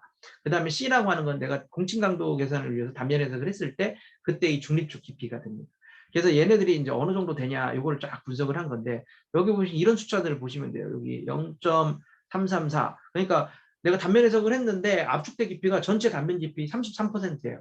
이런 경우는 사실 흔치 않거든요. 두 가지입니다. 압축력이 엄청 크거나, 또는 네, 플랜지가 있어서 인장철근 면적이 최대 철근비로 늘어나고 그 이상이거나, 이런 경우에 생기는 거거든요. 이때 보면은 입실론 T 나누기 입실론 Y가 3.169인데 이게 보통 인장집에 단면은 우리 2.5 정도 보거든요. 그러니까 이게 인장집에 단면 겨우 벗어난 정도. 네. 그래서 이런 경우는 사실 굉장히 취성적으로 나올 가능성이 굉장히 높죠. 사실은 거동이. 그런 것들을 이렇게 쭉 분석을 한 거예요. 그래서 여기 보시면 여러분들이 뭐를 이해하실 수 있냐면, 우리가 이 이형 단면 설계를 할 때 단면 해석을 해서 압축대의 깊이를 계산을 해보고 그 압축대의 깊이가 전체 단면 깊이의 한 30%를 넘어간다. 그러면 이 벽체는 취성 파괴 가능성이 굉장히 높습니다. 그래서 반드시 취성 파괴 된다는 게 아니고 그런 경우에는 우리가 컨파인먼트 철근을 넣어줘야지만이 얘가 제대로 거동할 가능성이 높은 거죠. 근데 이거는 뭐 그 사실 이 문제는 이게 뭐 지진화중이 크냐 안 크냐의 문제하고도 관련 없을 수 있어요. 왜냐하면 저 정도쯤 되면 공칭 강도가 발현 안 될 가능성도 높습니다. 공칭 강도가 발휘되는 건 이게 내진 지역이냐 강진 지역이냐 아니면 약진 지역이냐 관계없죠. 우리 설계 강도가 소요 강도보다는 무조건 공칭 강도가 커야 되잖아요. 그러니까 그런 조건이 되기 때문에 네, 이런 것들에 대한 우리가 이형벽체 설계할 때 특히 내력벽 아파트에서 압축력이 이제 크게 작용할 수 있는 그런 부분들이 이제 많이 고려가 될 필요가 있겠다. 이런 것들을 이제 좀 보여주는 그런 얘기가 되겠습니다. 제가 이게 너무 그런데 너무 오래 걸리네요. 네, 빨리 넘어가겠습니다. 네, 뭐 여기에서 이거는 이제 이 논문에서 이렇게 쭉 분석을 했던 연구에서 분석을 했던 쭉 자료고요. 네. 그 다음에 이제 마지막 최근에 2021년에 나온 벽체 연구에 대해서 좀 말씀을 드려볼게요. 이 이제 벽체 연구의 대가가 누가 있냐면 UCLA의 월러스 교수님이 있습니다. 이 월러스 교수님이 자기 제자 데리고 지금까지 벽체 실험된 데이터들을 쫙 모아가지고 데이터베이스를 만들었어요. 벽체가 도대체 언제 깨지냐, 변형 능력이 언제까지 가냐, 우리가 이걸 덕타일한 벽체로 볼 수 있느냐 연구를 했습니다. 그래서 파괴 모드를 쫙 구분을 하고 다 조사를 했어요. 별의별 파괴 모드가 다 나오네요. 여기 보시면 담부의 압계가 되는 것도 있고요. 이게 1단 배근하면 그냥 1단 배근이 굉장히 위험하대요. 우리나라는 그렇게 쓰지 않지만 2단 배근이지만 1단 배근하면 여기 보시면 콘크리트가 철근 가운데 들어갈 거 아니에요. 1단 배근이면 그러면 가운데를 중심으로 벽체가 그냥 이렇게 싹 갈라져 스플리팅 페일리어가 일어난다. 이런 것들을 이제 보여주는 거고, 요거는 이제 우리나라에 잘 안 쓰는 낮은 벽, 네, 미국은 많이 쓰죠. 원래 지성적이에요, 이거는. 그 다음에 이건 굉장히 여러분들이 확인하기 쉽지 않은, 저도 보고도 믿지를 못하겠는 실험인데 뭐냐면 벽체가 이렇게 휘어져요. 이 휘어지는 원인이 저는 사실 압축력 때문에 벽체에 엄청 큰 압축력이 작용하면 당연히 압축력 받으면 자국이 일어나죠. 근데 압축력이 압축대에만 쏠리니까 북부자국이 일어나서 그런 거 아니야? 라고 생각을 했는데 아니래요. 이거 연구하신 분에 따르면 여기 빨간색 보이시나요? 이거 제가 너무 디테일하게 설명하나 싶긴 한데 그래도 한번 설명드리면 이 빨간색 쪽이 뭐냐면 압축력이 크게 작용하는 단계가 아니고 네, 인장으로 크게 늘어났다가 다시 이렇게 균열이 닫히는 단계예요. 이런 경우에 보면 균열이 완벽히 안 닫혀가지고 콘크리트하고 콘크리트가 이렇게 띄어져 있거든요. 떠 있어요. 네, 공중부양하고 있습니다. 이때 이제 살짝 횡력이 들어가면은 옆으로 확 휠 수 있겠죠? 그런 현상 때문에 일어나는 거랍니다. 근데 과연 그럴까? 저는 그런 생각이 들어요. 지금도. 이거를 발표하신 분이 이분밖에 없어서 제가 잘 못 믿겠어요. 사실은. 이런 파괴가 이렇게, 우리나라는 아마 그렇게 흔하지는 않을 거다. 저는 그렇게 생각합니다. 자, 어쨌든 그게 주제는 아니고 이 월러스 교수님이 이제 플로팅을 해봤어요. 데이터를 쫙 모아서. 근데 이분은 미국 분이기 때문에, 그 횡구속 효과에 대한 관심이 굉장히 많으세요. 그래서 이제 횡구속이 있냐 없냐, 이 담부에 횡구속 철근이 있냐 없냐에 따라 가지고 특수벽체, 보통 벽체로 구분하고 각각 85개, 65개. 사실 이거보다 벽체 실험 결과가 굉장히 많은데 사실 벽체 보면은 지금 저희가 다루는 건 휨집의 벽체예요. 우리나라에서 필요한 거는 전부 다 벽체가 세장하기 때문에 길쭉하기 때문에 휨집의 벽체인데 대부분 벽체는 전단벽이라고 우리 부르잖아요. 그러다 보니까 전단력에 대해서 크리티컬하게 실험을 합니다. 그래서 생각보다 휨집의 벽체에 대한 실험이 많지는 않아요. 그래도 어쨌든 85개, 65개 정도 됩니다. 좀 전단 벽체 하면 훨씬 더 많아요. 여기는 또 53개밖에 없다고 되어 있는데 사실 이분이 잘 안 찾은 것 같아요. 네, 훨씬 더 많아요. 자, 그래서 이분이 쭉 조사를 했는데 여기 보시면 초록색은 스페셜 월입니다. 즉 횡구석 철근이 들어가 있는 거고 다 직사각형 벽입니다. 대부분. 그 다음에 파란색은 보통 벽이에요. 횡구석 철근이 안 들어간 겁니다. 여기 보시면 이게 세로축이 뭐냐면 드리프트 캐퍼시티예요. 드리프트 레이시오. 그래서 아까도 말씀드렸지만 2% 0.02를 넘어가면 좋은 겁니다. 그 이하면 별로 이제 안 좋은 거고 1% 이하 됐다 그러면 얘는 이제 공칭 강도도 발현 안 될 가능성이 굉장히 높은 거예요. 그 다음에 가로축이 먼저 이 가로축이 이제 사실 중요합니다. 가로축이 뭐냐면 람다 B라고 되어 있는데 이 람다 B가 바로 이 벽체의 벽체가 얼마나 크러싱이나 아니면 이 휨집의 벽체가 얼마나 크러싱이나 아니면 콘크리트 파악에 저항할 수 있는지를 나타낼 수 있는 지표인데 이분이 발표하는 걸 제가 한번 들어봤는데 굉장히 많이 고민을 했답니다. 그래서 자기가 이제 제안한 게 뭐냐면 요거래요. 람다 B라는 팩터인데 어떻게 자기가 만들었냐면 벽체의 단면 길이 LW하고 그 다음에 단면 해석을 하면은 C가 나올 거 아니에요. 압축대 깊이, 공칭 강도가 발현될 때. 그거 곱한 거를 B제곱, 요 폭의 제곱으로 나눈 겁니다. 왜 이렇게 했냐? 설명은 없어요. 그냥 요 파라미터가 어쨌든 벽체의 길이 효과라든지 그 다음에 압축력이 추압축력이 크게 작용해서 요 추압축력이 크게 작용해서 압축대가 커지는 그런 경우는 굉장히 취성적일 수 있잖아요. 압축 파괴가 지배적이니까. 그런 것들을 고려할 수 있는 지표 같아서 했는데 이게 피팅이 잘 되더라. 그래서 보시면 어떤 트렌드가 나타나더라. 요걸 이제 쭉 보여줍니다. 그래서 요거 보시면 네, 스펙트럼이 다양해요. 벽체의 변형 능력이 작게는 1%부터 크게는 5%까지 디테일에 따라서 형상비에 따라서 스펙트럼이 굉장히 다양합니다. 그리고 우리는 아까도 말씀드렸지만 2% 넘어가는 거는 관심 없어요. 안전하니까. 우리가 관심 있는 거는 뭐냐면 2% 안쪽으로 넘어오는 애들이 언제냐? 네, 요때네요. 람다 B가 네, 한 40을 초과하는 순간부터는 40이 아니죠. 60, 5, 60, 60이나 70을 초과하는 순간부터는 1 이하로 떨어져서 1% 이하로 떨어져가지고 우리가 좀 관심을 많이 가져가야 되는 건데 이게 이제 그 월러스 교수님이 저 식을 피팅을 하고서 이 피팅한 결과를 특수구조벽, 보통벽에 대해서 이 설계식을 요 안에 있는 람다 B의 펑션으로 이 벽체가 얼마까지 버틸 수 있는지를 식으로 리그레션 어널리시스를 한 겁니다. 회귀 분석을 해가지고 이게 데이터를 만든 거예요. 우리나라에 쓰는 벽은 특수구조벽 없어요. 왜냐하면 횡구석 철근 안 쓰니까. 우리는 보통 벽을 집중적으로 이제 보려고 합니다. 보통 벽을 보면은 요 파란색하고 빨간색 라인이 있죠. 파란색은 뭐냐면 벽체에 압축력이 없을 경우에요. 압축력이 10% 미만, 압축비가 10% 미만일 때. 우리나라는 거의 없다고 보시면 돼요. 아파트. 대부분 빨간색을 추종해야 됩니다. 우리나라 같은 경우는 네, 이게 압축력비가 15%, 20% 넘어가면 빨간색을 추종을 해야 되고 요 60이 이제 일종의 바이퍼케이션 포인트네요. 이게 분기점이에요. 분기점. 그래서 이 60을 넘어가면은 네, 한 8%밖에 0.8%밖에 안 나오는 변이비가 0.8%면 여러분들이 설계하실 때 네, 변이비 층간 변이비 체크하면 0.8% 걸려요. 그죠? 네. NG 납니다. NG. 네. 그래서 네, 요거밖에 발휘가 안 된다는 거예요. 거의 뭐 소송 변형이 거의 없다. 항복하자마자 부서진다 이런 건데 이게 계산을 한번 제가 해봤거든요. 해봤는데 네, 이게 계산 결과입니다. 요 식을 따라가지고 한번 제가 요 식으로 구한 그 변형 능력을 세로축에다 이제 드리프트 캐퍼시티에서 넣었고 가로축에다 제가 뭐를 넣었냐면 네, 요걸 넣어놨어요. 벽체의 단면 길이 즉 LW를 1000, 2000, 3000, 4000, 5000, 6000, 7000, 8000 늘렸고 대신에 이 B값 우리나라에서 쓰는 벽은 한 250개 정도 쓴다 해서 250을 그냥 고정을 시켜버렸어요. 그리고 여기다 넣고서 이제 계산을 쫙 해보니까 그 다음에 충격비는 0.1, 0.2, 밑에 0.3입니다.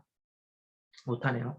해봤더니 네, 벽체 단면 길이가 충격비가 0.10%, 10%다 그러면 벽체 길이가 6m가 넘어가면은 이게 그냥 항복하자마자 부서진다 이런 결과가 나와요. 그 다음에 충격비가 20%, 30% 정도 되면 네, 벽체 길이가 4m만 넘어가도 부서진다 이런 결과가 나와요.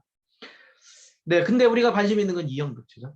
이형 벽체일 때는 이 월러스 교수님의 분석에 따르면 이형 벽체가 오면은 이거보다는 좀 더 좋을 거다 이런 결론을 내줬어요. 근데 과연 그럴까? 이형 벽체는 이 월러스 교수님이 이제 사용하신 데이터는 이형 벽체 데이터가 거의 없어요. 그래서 이게 일종의 약간 뇌피셜 비슷하기도 합니다. 제 생각에는. 우리 데이터가 별로 없기 때문에. 그래서 이거는 좀 더 한번 고민을 해봐야 되는 상황 같아요. 네, 어쨌든 네 이런 결과들을 보면은 이게 이제 그 내진 성능에 대한 마지막 슬라이드인데 이형 벽체는 좋은 점도 있지만 네, 약점도 분명히 갖고 있다. 그 다음에 우리나라 아파트에서 쓰이는 긴 벽체들 있잖아요. 외벽 10m 이런 거 쓰잖아요. 우리가 생각하는 것만큼 거동을 잘 못할 가능성도 굉장히 높습니다. 이게 우리가 실험한 건 전부 다 1m, 2m짜리 단면 길이가 LW가 1m, 2m짜리 실험 결과 가지고 10m까지 외삽이라고 하죠. 네, 익스트라폴레이션이라고 하나요? 네네. 외삽해가지고 우리가 이제 쓰는 건데 이거 우리가 진짜 뇌피셜로 하는 것일 수도 있겠다 이런 생각. 이 데이터가 만약에 맞다면요 우리가 좀 더 고민을 많이 해볼 필요가 있을 것 같습니다. 자, 지금까지 제가 내진 성능에 대해서 지금 보니까 한 40분 정도 강의한 것 같아요. 30분 동안 이제 이축 상호작용 및 설계 이론에 대해서 말씀드리도록 하겠습니다. 잠시만요.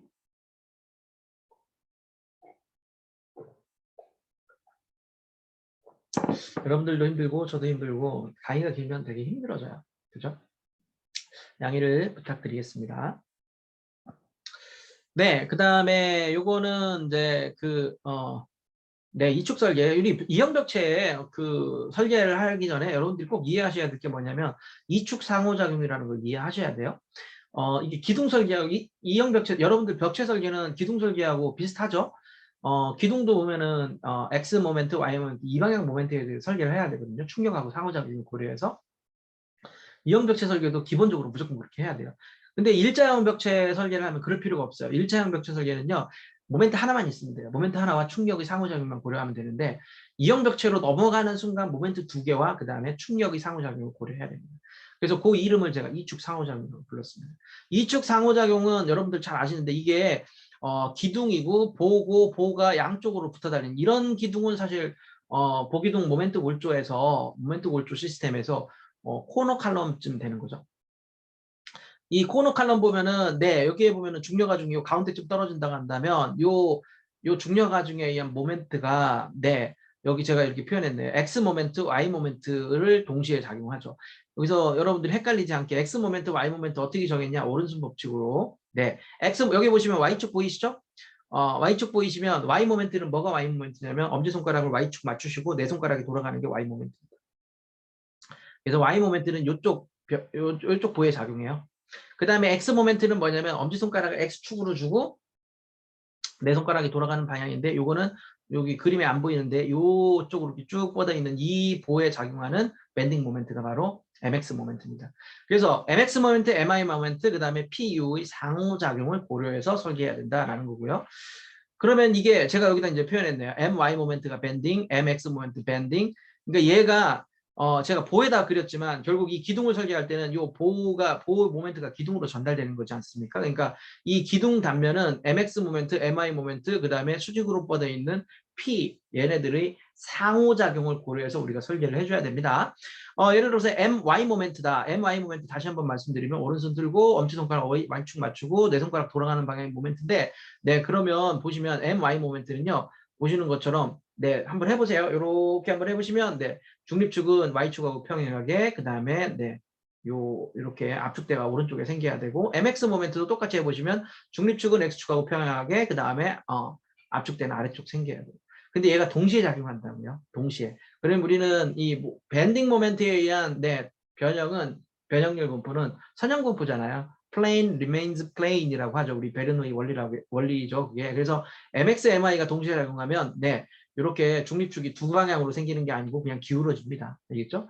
그래서 요 기울어진 단면에 대해서 우리가 단면 해석을 해서 강도를 찾아내야 된다는 게 이축 상호작용을 고려하는 겁니다.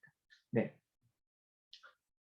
근데 이게 기울어진 단면 요 각도가 중립축의 각도가 일정한 건 아니잖아요. 어떤 데는 0도일 때도 있죠.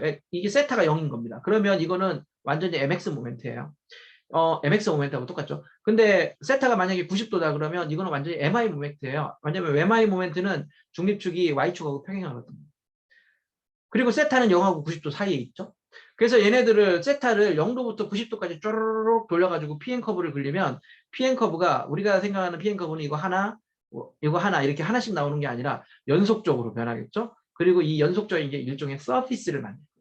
이게 이제 그 이축 바이액션 인터액션이라고 부르죠. 요거는 아마도 여러분들이 학부 때라든지 많이 배우셨을 겁니다. 네.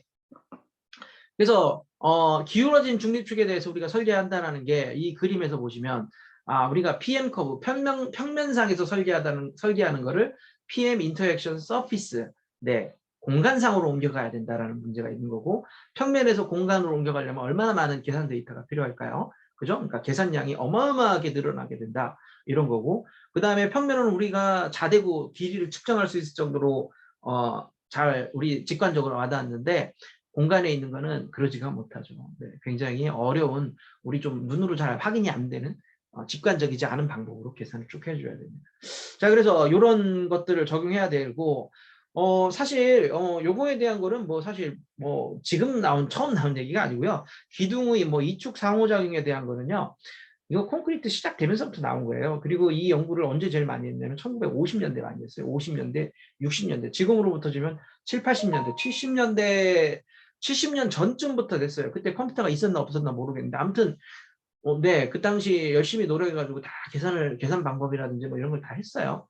그래서 그때 낸 결론이 뭐냐면 이축 모멘트 때문에 중립축이 기울어졌다고 우리가 고민할 필요 없다. 우리가 정립한 등가 응력 블록의 개념, 선형 변형률 분포의 개념, 요거를 기울어진 중립축에 대해서 그대로 적용하면 된다. 그래도 그게 실험 결과하고 잘 매칭이 된다라고 했던 게 이제 그 당시 내린 결론입니다. 근데 이제 좀 문제가 있었던 게 뭐냐면, 자, 그러면 이거 계산해. 그럼 네가 해. 했더니 시간이 너무 오래 걸렸던 거죠. 그래서 컴퓨터를 써야 되는데, 네, 이런 직사각형, 정사각형 단면은 어느 정도 한번 해볼 수 있습니다. 패턴이 일정하게 나타나거든요. 그러니까 이걸 한 거예요. 그 당시에 50년대, 60년대. 그래서 그때 이제 여러 가지 방법들이 근사 방법도 개발되고 많이 연구가 됐어요. 근데 이제 우리가 오늘 다루려고 하는 이형벽체는 단면 형태가 지 마음대로잖아요. 이런 경우는 못 해먹겠다. 이게 이제 결론이었어요. 네.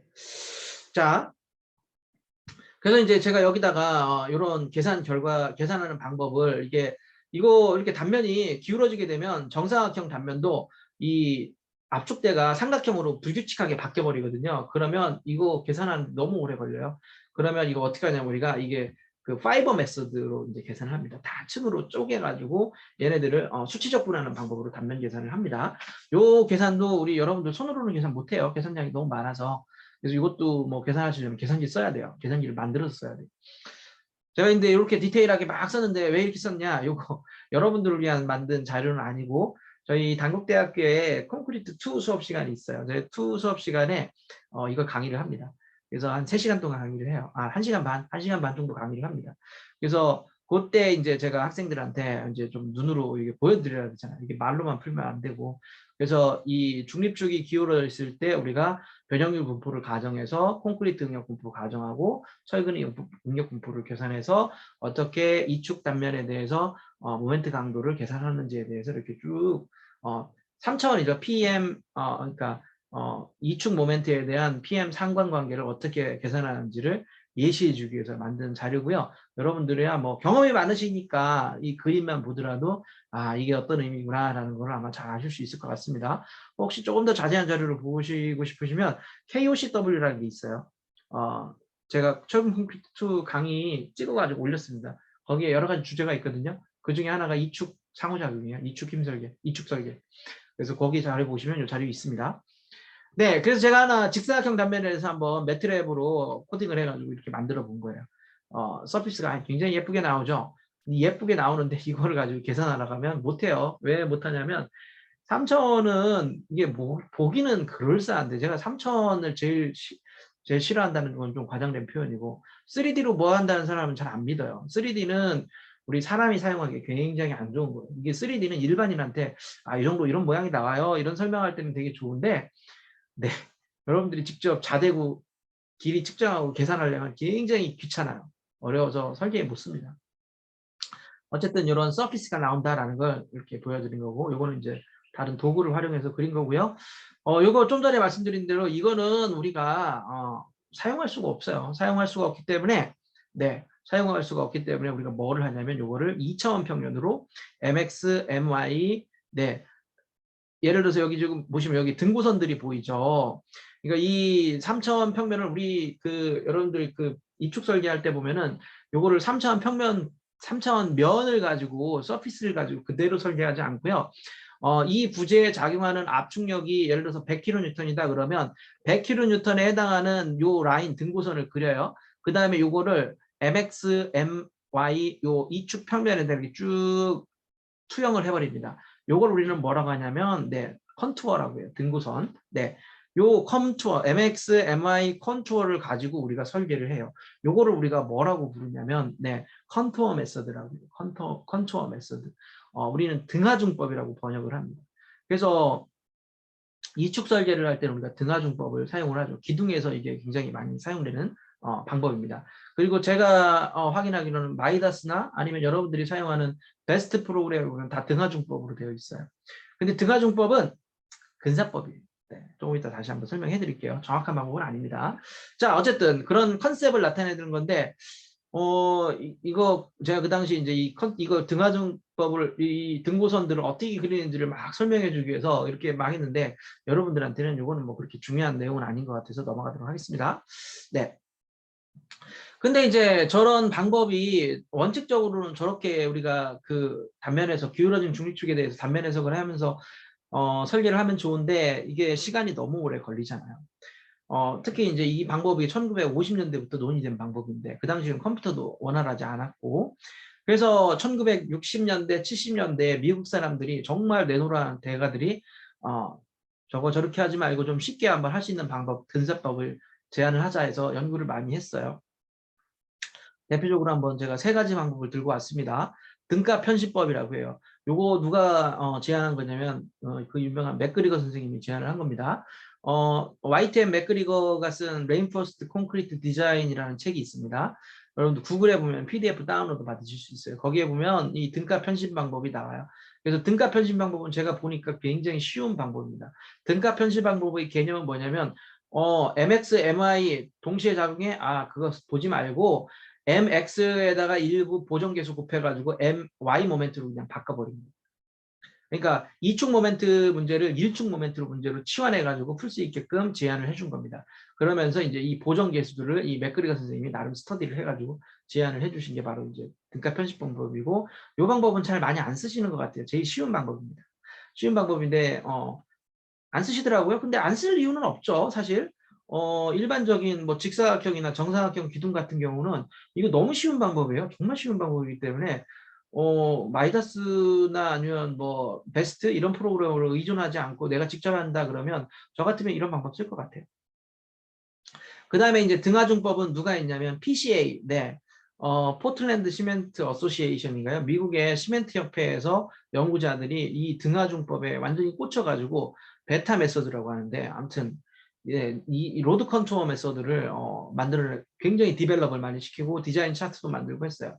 그래서 이분들이 한 6, 70년대에 굉장히 많이 노력을 해서 만들었던 방법이고 요게 이제 마이다스나 아니면 베스트 이런 데에 들어가 있는 방법일 겁니다. 대부분 여러분들이 이축 설계하면 전부 다 등하중법 배우실 거예요. 근데 요 방법은 아무튼 아까도 말씀드렸지만 근사 방법입니다. 그 다음에 이제 또 유명한 브레슬러, 이 브레슬러분은 UCLA라네. UC 버클리 교수님이셨죠. 이분이 1950년대 만드셨던 방법 같아요. 상부하죽법, 리스프로컬 로드 메서드라고 하는데 굉장히 직관적이지 않은. 제가 공부할 때는 상부하죽법이 제일 좋은 것처럼 배웠는데 제가 봤을 때 상부하중법은 적용 범위가 너무 제한적이에요. 저 같으면 안 쓸 것 같아요. 직관적이지도 않아요. 저는 등가 편집 방법이나 등하중법을 더 추천해 드립니다. 예제도 있습니다. 이 예제는 우리 학생들을 위해서 만든 거고요. 네, 여러분들은 그냥 뭐 참고만 하시면 될 것 같습니다. 등가 편집법에 대한 예제고 그 다음에 등하중법에 대한 예제인데 등하중법은 제가 조금 더 설명을 해드리는 게 좋을 것 같네요. 네, 등하중법의 컨셉은 뭐냐면 이 3차원의 서피스를 다 찾지 말고 계산량이 너무 많으니까 여기 보시면 세로축이 P 압축력축이고 가로축이 MX, MY축이거든요. 그럼 P하고 MY 모멘트의 상호작용 PM 커브를 그리고 P하고 MX의 PM 커브를 양쪽 사이드에 있는 것만 그리고 가운데는 찍자. 이게 바로 로드 컨투어 메서드입니다. 자, 그래서 PM 커브를 두 개를 그려요. MX, 즉 중립축이 X축하고 평행한 상태에 대한 PM 커브를 한번 그리셔야 되고 중립축이 Y축하고 평행한 상태에 대한 MI 모멘트에 대한 중립축을 그리시면 여러분들이 A점과 B점, A점과 B점을 찾을 수 있죠. 그 다음에 이 가운데도 사실은 다 세타를 0부터 90도까지 바꿔가면서 점선처럼 다 찾아내셔야 되는데 이거 귀찮으니까 그렇게 하지 말자. 그냥 부드러운 직선으로 잇자. 실제는 점선처럼 올록볼록 하답니다. 계산을 다 하면. 근데 이거 너무 계산 오래 걸리니까 초록색 선처럼 그냥 근사적으로 하고 이 초록색 선이 타원 방정식이에요. 이렇게 디파인이 됩니다. 네, 이렇게 디파인이 돼요.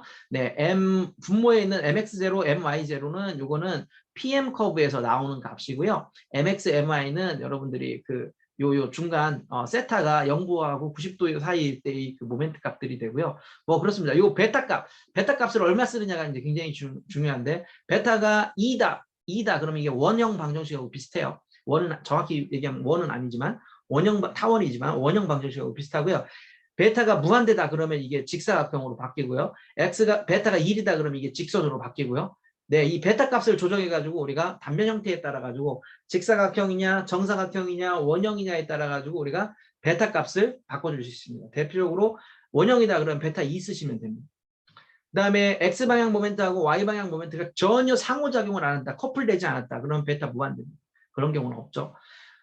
정사각형이다 그러면 한 1.5 이 정도 쓰시면 될 거예요. 직사각형이다 한 1.3 이 정도 쓰시면 되고요. 네, 뭐 그렇습니다. 네, 요 베타 값에 대해서 사실 아까 말씀드렸던 PCA에서 1960년대, 70년대 굉장히 많이 스터디를 했어요. 네, 요 예제가 이렇게 쭉 나와 있는데요. 한번 참고 한번 해보시면 좋겠습니다. 자, 지금까지는 이형벽체의 그 힘압축, 이축 설계를 하기 위한 이형단면 설계를 하기 위한 네, 1시간 정도 지나고 있네요. 이형단면 설계를 하기 위한 어떤 기본 설계 이론을 배우신 거고 이번에는 제가 이형단면 설계에 대해서 말씀을 드리도록 하겠습니다. 조금 전에 말씀드렸던 이축 설계의 개념을 이형벽체로 확대시켜 봅시다. 왜 이형벽체에서 그게 필요하냐? 보시겠지만 이게 이제 코어에 L형이나 H형이나 T형이 써 있다고 보죠. 지진하중이 보시면 X방향으로만 오지도 않고 Y방향으로만 오지도 않잖아요. 우리 내진 설계할 때 직교하중의 효과를 고려를 해야 돼요. 그러니까 이 벽체는 사실 X 모멘트와 X방향 횡력과 Y방향 횡력을 동시에 받습니다. 그러면 X 모멘트와 Y 모멘트와 X 모멘트가 동시에 작용하죠. 그러니까 이 이형 벽체는 충력도 저항해야 되면서 두 방향의 횡하중에 대해서 저항해야 되기 때문에 우리는 반드시 이축 모멘트에 대한 설계를 해야 된다. 특히 우리 이런 아파트 한번 생각해 보세요. 이런 아파트 보면은 이 아파트 Y형 평면 많이 쓰거든요. 이 Y형 평면을 왜 쓰냐? 제가 예전에 듣기로는 디자인 하시는 분들이 그러시더라고요. 디자인 하시는 분들한테 디자인 제일 잘하는 사람들이 잘하는 분들은 어떤 분들이냐? 여기 딱 보시면 발코니 많이 뽑아낼 수 있는 사람 최고의 디자이너입니다. 그 다음에 또 어떤 사람이 최고의 디자이너냐면 남향으로 모든 평면을 다 뽑아낼 수 있는 사람 최고의 디자이너래요. 그래서 Y평면을 왜 써야 되느냐? 그때 제가 있던 분이 저와 같이 있던 분이 설명해 주시더라고요. Y형 평면을 써야 최대한 남향으로 면적을 다 뽑을 수 있다는 거예요. 발코니를 햇빛이 들어오고 북향을 없앨 수 있대요.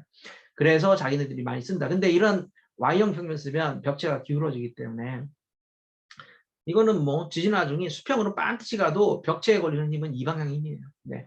그래서 우리가 이축의 상호작용을 반드시 고려해야 된다. 그러면 마이너스는 어떻게 했냐? 잘 아시죠?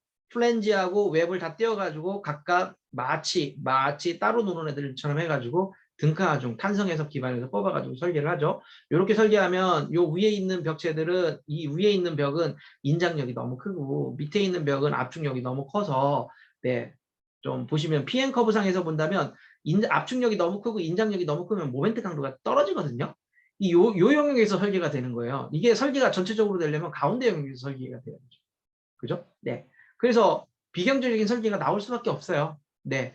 그래서 이거를 합쳐서 한꺼번에 보면 여기하고 여기 가운데 여기가 전체 단면이 충격이 평균 충격이 되니까 야 그렇게 되면은 여기에 넓은 모멘트 강도를 우리가 찾아 먹을 수 있는 거 아니냐. 그래서 경제적인 설계를 해야 된다. 이런 컨셉으로 우리가 이제 처음에 이형벽체 설계를 시작을 했죠. 근데 이제 이형벽체 설계가 사실 철근 물량만 줄이는데 초점이 맞춰진 건 아닙니다. 이거는 이제 예전에 한 벽체 백은 사례인데 C형 벽체예요. 엘리베이터 코어. 이거 하나의 벽체로 거듭하는데 이게 그러니까 일자형 벽체로 쪼개서 하니까 정말 말도 안 되는 결과가 나오는데 EW2하고 EW4하고 보면은 이게 벽체 길이가 차이가 어마어마하게 나잖아요. 근데 이거를 마이너스 일자형 벽체 설계하니까 벽체 길이가 이렇게 다른데 철근량이 똑같아. 이거는 여기는 철근 넣지 말라는 얘기고 여기만 때려 박으라는 얘기인데 과연 이런 설계가 과연 좋은 설계냐 시공하기도 너무 어려운 거겠죠. 그죠? 누가 보더라도 불합리한 설계일 것 같아요. 그래서 이런 것들도 좀 우리가 완화할 수 있는 방법이 이형벽체 설계 방법이다. 이제 보실 수 있고요. 그래서 이게 결론은 그거죠. 이형벽체는 네, 일축 설계가 아니라 이축 설계를 해야 된다. 우리가 일자형 벽체 설계를 포기하고 C형이든 T형이든 L형이든 더 복잡한 형상 있는 그대로 이형 단면, 특히 ETAPS를 이용하신다고 했는데 네, 넥스 기준에서 밀고 있습니다. ETAPS를 이용하면 할 수 있다고. 네, ETAPS를 이용한다고 했는데 그렇게 설계를 하신다면 네, 여러분들은 네, 이축 설계를 이제 안 할 수가 없는 거죠. 그래서 이축 설계 우리가 이제 어떻게 고민할지 한번 생각해 봐야 된다. 고려할지 생각해 봐야 된다라는 거고, 제가 그래서 여기에 대해서 연구를 사실 4, 5년 전, 5, 6년 전부터, 5, 6년 전에 많이 했습니다. 논문도 내고, 네네. 그래서 제가 이제 처음에는 이형벽체 처음엔 쉽게 접근을 했어요. 이건 뭐 뻔한 거 아니야? 이렇게 접근했는데 완전 큰코 다쳤죠. 엄청 엄청 복잡하더라고요. 보니까 저는 전혀 예상도 못했던 그런 것들을 많이 이제 경험하게 됐는데, 자 어쨌든 이 앞부분은 제가 예전에 연구했던 내용을 기반으로 해서 한번 만들어 봤습니다. 처음에 그래서 제가 이 이형벽체 설계를 접근할 때, 이축 설계를 접근할 때는 직사각형 기둥에서 우리가 이축 설계할 때 제일 많이 쓰는 방법이 이 등가 어, 등하중법이거든요. 등하중법. 자, 그러면 등하중법을 응용을 해가지고 T형이든 L형이든 이런 이형 벽체의 설계를 한번 해보자. 이축 설계를 해보자. 그래서 이렇게 해서 제가 처음에 스터디를 했습니다. 그렇지만 나중에 해보니까 이 방법이 좋은 방법이긴 한데, 심플하긴 한데, 문제는 소프트웨어가 필요하다. 계산량이 그래도 많다. 그 다음에 확장성이 좀 떨어진다. 이런 부분들이 좀 발견이 됐습니다. 그래서 이제 요즘은 이제 이 방법을 그대로 빌지는 않고 그냥 있는 그대로 해야 되겠다. 이렇게 이제 생각하는데, 아무튼 그 내용들을 쭈루룩 한번 이어서 말씀드려 보겠습니다. 네. 제가 그래서 이제 어떻게 했냐면, 좀 전에 말씀드렸듯이 RC 기둥에 보면은 이런 그 MXMI 등하중, 그러니까 동일한 압축력을 받는 상태에 대해서 X 방향 모멘트, Y 방향 모멘트의 상관관계를 이렇게 딱 플로팅 해가지고 요 평면상에서 이제 설계를 하는 거거든요. 그러면 L형이든 T형이든 이것도 이렇게 똑같이 만들면 되지 않을까? 이제 이렇게 생각을 했어요. 그래서 제가 기존에 있는 연구 문헌을 쭉 찾아보니까 아니나 다를까 이미 그렇게 돼 있더라고요. 이미 하셨더라고요. 1980년대에. 네. 휴 선생님이 이제 하셨더라고요. 이분이 이제 유니버시티 오브 텍사스 교수님이셨던 것 같아요. 휴스톤에 있는. 이미 했더라고요. 그래서 이거 내가 연구할 필요가 없는데 이거 갖고 오면 되겠는데 했는데 보니까 이분이 제대로 연구를 안 하셨더라고요. 보니까 잘 모르셨던 것 같아요. 그 당시 아마 젊으셨을 것 같은데. 그래서 이거 더 연구를 또 해봐야겠다. 이제 문제가 뭐냐면 이 직사각형이나 정사각형 단면 같은 경우에는 이게 지금 MXMI 모멘트가 모멘트 방향이 시계 방향이냐 반시계 방향이냐, 그러니까 요 모멘트에 보면 모멘트 방향이 플러스냐 마이너스냐, MX가 플러스냐 마이너스냐, MI가 플러스냐 마이너스냐에 따라 가지고 중립축의 방향이 딱딱딱 끊어져요. 근데 이게 중립축의 방향이, 예를 들어서 MX 모멘트다 그러면 중립축이 X축에 평행하고, MI 모멘트다 그러면 중립축이 Y축에 평행하고, 이게 딱딱 맞아 떨어져요. 근데 이 L형이나 T형은 단면이 비대칭이기 때문에 MX 모멘트가 꼭 X 방향하고 평행한 중립축을 만들어내지 않더라고요. MY 모멘트가 꼭 Y 방향하고 평행한 중립축을 만들어내지 않고 이게 서로 비틀려 있더라, 꼬여 있더라. 그래서 이런 특성들이 굉장히 이형벽체의 이축 설계를 어렵게 만드는 요인들이죠. 그래서 그런 것들이 과거 1980년대 연구됐던 거에 전혀 언급이 안 돼 있어서 이 부분은 조금 더 스터디를 해봐야 되겠다 해서 제가 스터디를 했습니다. 그래서 이거는 프로그램을 만들었어요. 좀 복잡하긴 하지만 네, 단면을 있는 그대로 중립축을 제가 그냥 각도를, 내가 이미 각도를 마이너스 180부터 180도라고 되어 있는데 제가 이미 각도를 딱 넣어주면 그 각도로 중립축이 딱 형성이 되고, 거기에 대해서 선형의 변형률 분포, 콘크리트 응력 분포, 철근의 응력 분포가 계산돼서 X 모멘트, Y 모멘트, 주어진 중립축 방향에 대해서 나오게 되는 계산을 자동으로 해주는 프로그램을 만들었고, 이 프로그램에 따르면 T형 벽체도 계산할 수 있고요. 어떤 형태든지 다 됩니다. 꼭 이게 뭐 이렇게 단순한 형태 아니어도 돼요. 뭐 단면이 비비 꼬여도 상관없어요. T형이 뭐 여러 개 붙어 있어도 상관없고, 벽체가 갑자기 중간에 툭 튀어나와도 상관없고, 어쨌든 어떤 형태든지 간에 계산할 수 있는 이 프로그램을 만들고, 이 프로그램이 맞는지 한번 실험 결과하고 다 한번 피팅을 한번 해봤어요. 실험 결과가 그렇게 많지는 않습니다. 그래서 여기 보시면 C형, L형, T형 다 한번 피팅을 해봤는데 실험 결과하고 잘 맞더라고요. 그래서 요걸 바탕으로 프로그램이 오류는 없는 것 같다. 그러면 요 프로그램을 가지고 한번 우리 대표적으로 쓰는 E형 벽체인 T형하고 L형에 대해서 어떠한 특징을 갖고 있는지 한번 계산을 해봤습니다. 그래서 이게 이제 T형의 이축 상호작용이 어떻게 두 방향 X 모멘트하고 Y 모멘트가 어떻게 충격하고 엮이는지를 이제 보여주는 건데 이게 굉장히 좀 어려운 얘기예요. 가장 핵심적인 내용은 이겁니다. 오른쪽 위쪽에 그렸듯이 뭐냐면 분명히 제가 하중은 여기 검은색 화살표 보이죠? Y방향하고 평행하게 줬는데 중립축은 찌그러지더라는 얘기예요. 기울어지더라.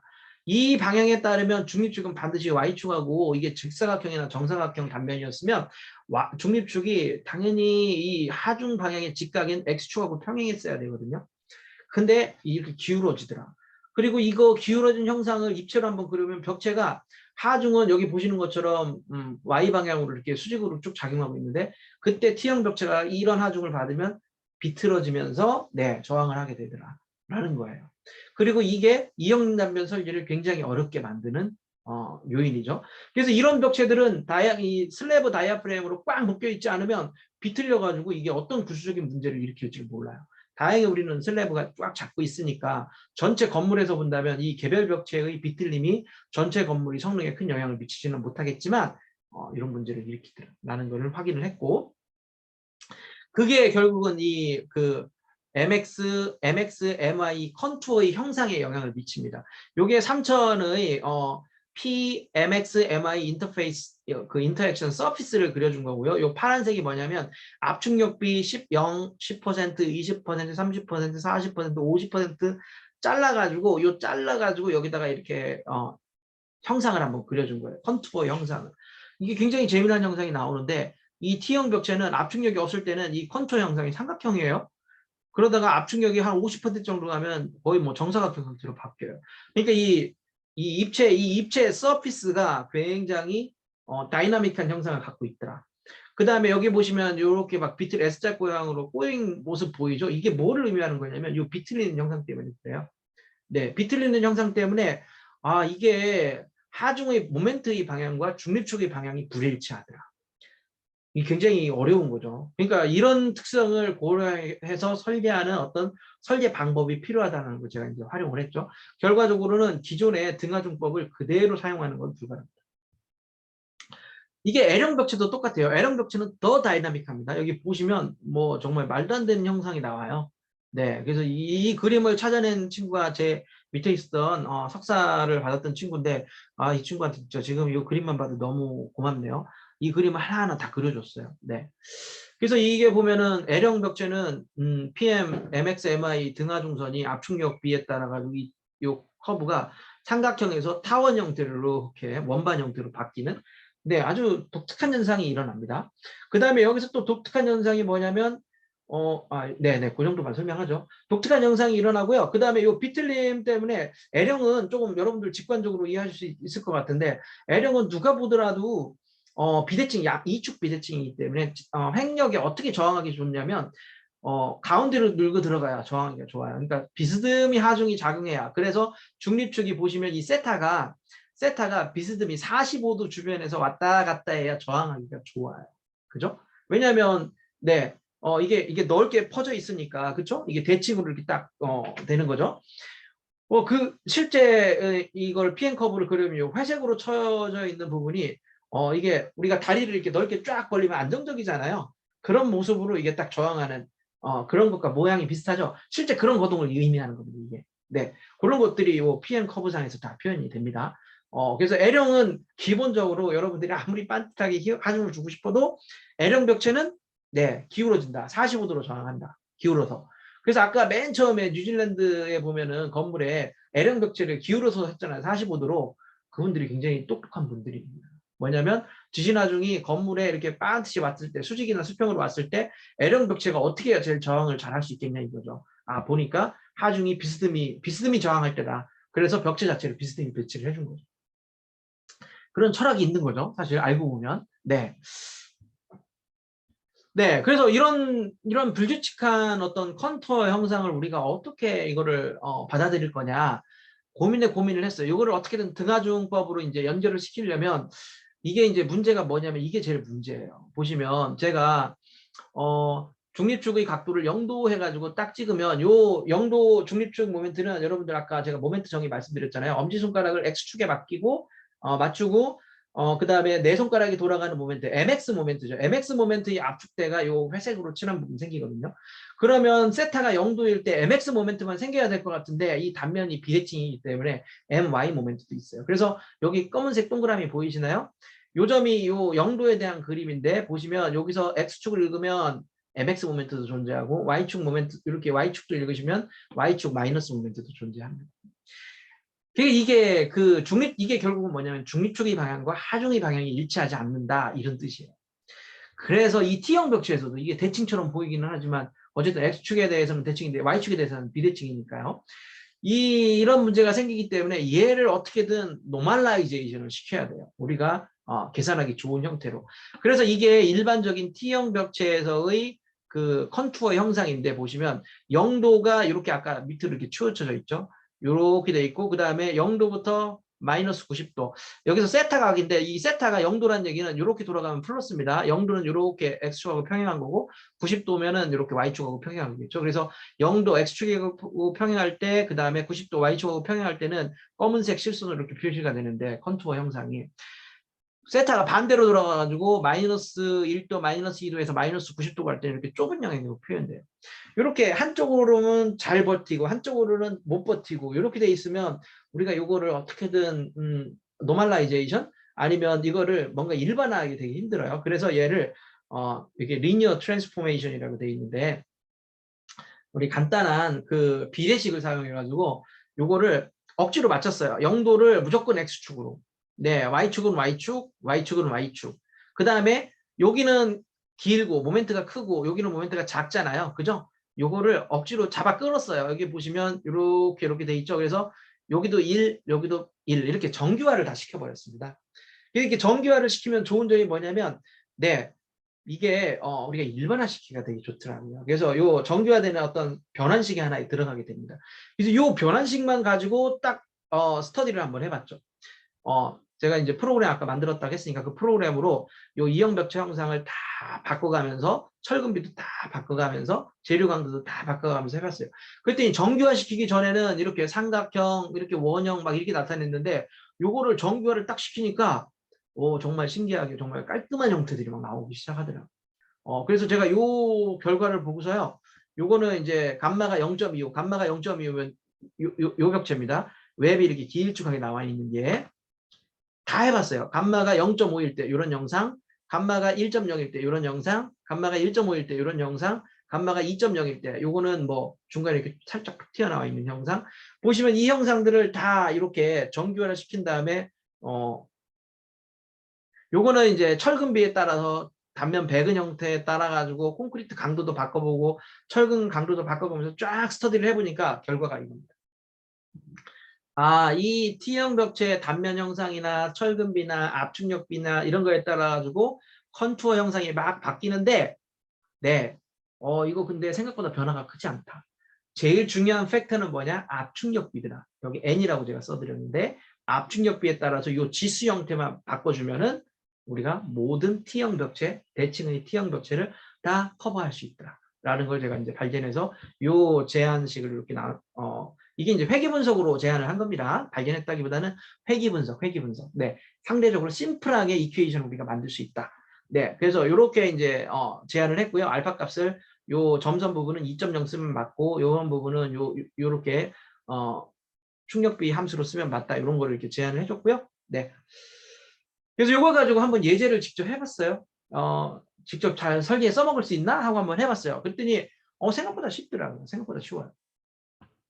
여기 보시면 세타 이퀄 0도에 이게 그러니까 이 계산하려면 그래도 계산량이 좀 필요합니다. 먼저 세타 이퀄 0도에 대해서 단면 해석을 먼저 해야 돼요. 그래서 세타 이퀄 0도에 대해서 PN 커브를 한번 그려보시면 이게 PN 커브 그린 겁니다. 점선은 강도 감소 계수가 포함 안 되고 실선은 강도 감소 계수가 포함된 겁니다. 이렇게 PN 커브를 이렇게 쭉 그리면 네, 아까도 말씀드렸지만 T형 단면은 X축에 대해서 비대칭이기 때문에 이게 X 모멘트만 있는 게 아니고 Y 모멘트도 존재해요. 그래서 X 모멘트, Y 모멘트를 0도에 대해서 그려준 거고요. 그 다음에 요거는 세타가 0도일 때 마이너스 90도일 때입니다. 제가 표기를 오류를 했는데 이게 MX 모멘트가 아니고 MY 모멘트입니다. MY 모멘트. MY입니다. 제가 이게 표기 잘못한 겁니다. 네. 그래서 이게 세타가 0도일 때 마이너스 90도일 때도 역시 단면에서 가면 이때 Y축에 대해서는 이 T형 벽체가 X축에 대해서는 단면이기 때문에 MY 모멘트는 플러스나 마이너스나 똑같아요. 그래서 하나만 계산했습니다. 그래서 여기다 이 앞에 B1하고 B2를 그리면 사실 여기 보이시나요? 요 검은 점, 요거 네, 요 점을 찍어준 거고요. 그 다음에 B3는 네, 요 위에 있는 요 점을 찍어준 거고 B4는 요 아래에 있는 요 점을 찍어줍니다. 요 세 점을 디파인한 다음에 우리가 요런 그 정교화된 컨투어를 제한식을 사용해서 알파 값을 사용해서 만들어낼 수 있고 요걸 가지고 이제 우리가 요 벽체에 작용하는 소요 모멘트가 얼마니까 요 소요 모멘트가 요 커브 안에 컨투어 안에 들어오냐 안 들어오냐를 가지고 우리가 이게 설계가 된다 안 된다 이렇게 판단을 할 수 있습니다. 그래서 정교화만 해놓으면 요렇게 우리가 안전성을 체크하는 거는 마이다스나 아니면 베스트에서 사용하는 방법과 똑같습니다. 네, 그래서 어쨌든 이런 테크닉을 써야 된다는 걸 좀 확인할 수 있었고 이번에는 L형 벽체에 대한 근사식입니다.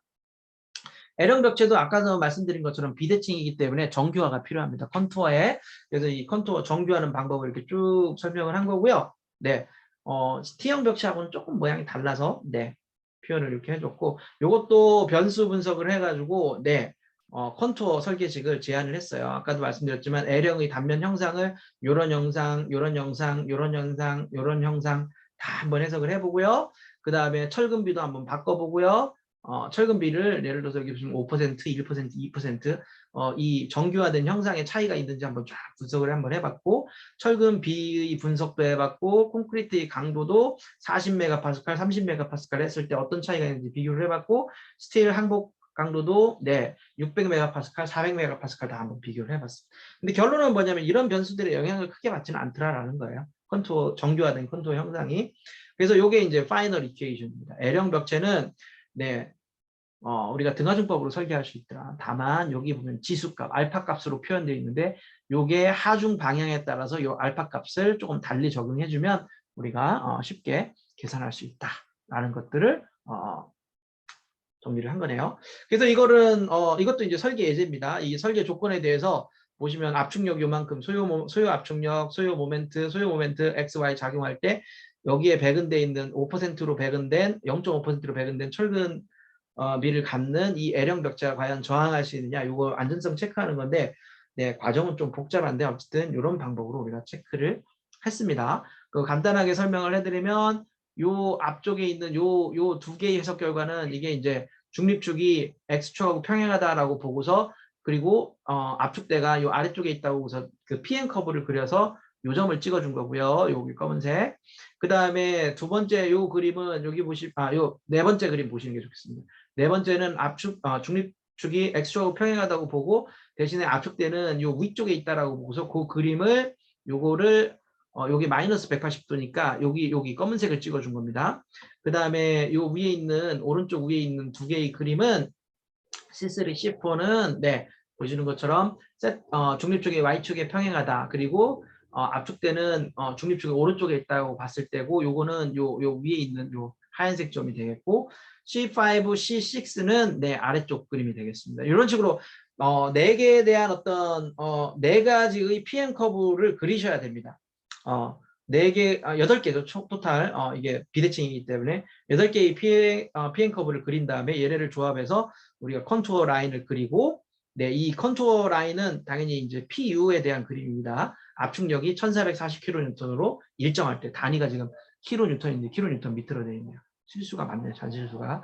그래서 요때 이제 여기에 대해서 이렇게 쭉 체크를 해서 요 삼각형이 소요 모멘트예요. MUX, MUI. 요게 요 컨투어 바깥에 있으면 NG, 안쪽에 있으면 OK. 뭐 이런 식으로 우리가 판단할 수 있는 거죠. 자, 이제 마지막 토픽입니다. 제가 생각한 것보다 한 10분 정도 오버가 된 것 같습니다. 이거 하면 한 20분 정도 오버가 되겠네요. 네, 굉장히 긴 강의가 될 것 같은데 1시간 반 정도 되는 것 같네요. 제가 시간 조절에 실패했습니다. 너무 죄송하고 지루하지만 조금만 더 들어보시죠. 네.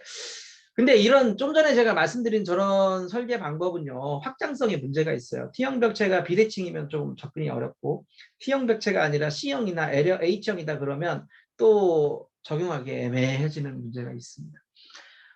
그래서 이게 제가 쭉 해보면서 이게 이형벽체 단면 형상이 너무너무 많은데 저런 식으로 접근하다가는 우리 한도 끝도 없겠다. 적용성도 너무 제한되고 그래서 결국 이형벽체는 제너럴한 어프로치가 필요하다. 그냥 전공법으로 해야지 안 그러면 이거 제대로 대응이 안 된다. 이제 해서 전공법을 조금 더 한번 디벨롭을 한번 해봤습니다. 전공법은 사실은 뭐 1900, 제가 아까 말씀드렸죠. 70년 전인 1950년대에 이미 셋업이 된 방법이에요. 방법론적으로는. 다만 그동안 우리가 이제 적절한 도구가 없어서 못했던 건데 그거를 한번 정리를 한번 해봤습니다. 이형벽체의 일반적인 설계 절차는 보시면 자 일단 내가 고려하는 이형 단면이 어떤 형상으로 있는지 이 건물에 어떻게 위치하는지를 먼저 파악을 하셔야 되겠죠. 그리고 이제 하나의 타겟을 이렇게 결정한 다음에 얘에 대해서 단면의 철근비를 먼저 가정을 하고 PM 커브를 먼저 그리셔야 됩니다. 3차원으로. P, MX, MY의 인터액션을 입체로 일단 그리셔야 되고요. 그 다음에 내가 이 벽체 설계하는데 내가 하중조합 3에 대해서 설계하려고 한다. 그러면 그 하중조합의 3에 작용하는 압축력이 보니까 1000kN이에요. 압축력. 그러면 압축력 1000kN에 대한 컨투어 라인, 등고선이죠. 등고선을 뽑아가지고 MX, MY 이 컨투어를 먼저 그리셔야 됩니다. 그리고 요거를 가지고 여기로 오셔가지고 이제 안전성 검토를 해야죠. 소요 강도를 빨간색으로 딱 표현하면 자, 요 주어진 압축력, 압축하중에 대해서 MX 소요 모멘트, MI 소요 모멘트, MUX, MUI가 내가 그린 요 컨투어 안에 들어와 있느냐 안 들어와 있느냐를 점을 한번 찍어봐야 됩니다. 그래서 점 안에 들어와 있다, 컨투어 안에 들어와 있다 그럼 오케이, 안 들어와 있다 그럼 NG. 이런 식으로 이제 해야 됩니다. 이게 말은 되게 쉬운데 굉장히 어려운 점이 있어요. 첫 번째, 이형 벽체를 조합할 때 이거 어떻게 벽체가 이어져 있는지 이게 이 정도만 돼도 간단한데요. 벽체가 굉장히 복잡하게 엮여 있으면 야 여기서 끊어야 되는 거 아니야? 아니 이거 다 엮어야 되나? 너무 긴데? 막 이런 고민들이 들어요. 이런 기술적인 판단이 많이 필요하다. 두 번째는 뭐냐면 그렇게 내가 어쨌든 찾아서 이걸 하기로 했어요. 그러면 얘에 대해서 이걸 이 PMXMI의 그 3차원 인터액션을 그려야 되는데 이게 엄청 계산량이 많아요. 그래서 이거 소프트웨어의 도움을 받지 않으면 못합니다. 그래서 이거를 해결해야 되는 문제가 또 하나 있고 세 번째 문제는 네 이거를 갖고 왔는데 이거를 그러면 이거를 어렵게 찾았다 하더라도 결국은 한 100개가 넘는 하중조합에 대해서 우리가 다 체크를 해봐야 돼요. 저게 안전하냐 안전하지 않냐. 근데 이거 우리 사람 눈으로 보면 점 찍으면서 이게 안전하네 안전하지 않네 금방 알지만 우리가 이거 어떻게 하냐고요. 이거 점 매번 어떻게 찍어보냐고요. 이거를 자동으로 하지 않으면 그죠? 네, 100개를 언제 해요? 네, 그러니까 이게 참 엄청 어려운 계산, 그러니까 이게 전부 다 과정이 어렵다기보다는 계산량이 어마어마하게 많이 트는 그런 아주 번거로운 작업입니다. 그래서 여러분들이 예를 들어서 뭐 엔지니어링 피를 굉장히 높게 받지 않는 한 이걸 할 이유가 하나도 없는 거죠, 사실. 노력이 너무너무 들기 때문에. 그래서 그 절차에 대해서 제가 이렇게 쭉 간단하게 이제 썼는데, 요즘은 그래도 벽체들이 다 저기 이렇게 다 쪼개져 있다고 하더라고요. 아파트 평면에서. 그래서 요즘과 같이 이렇게 쪼개진 평면 같으면 그냥 쪼개진 대로 그냥 전체를 이형단면으로 다 연결됐다고 보고서 설계하셔도 별 문제 없을 것 같아요.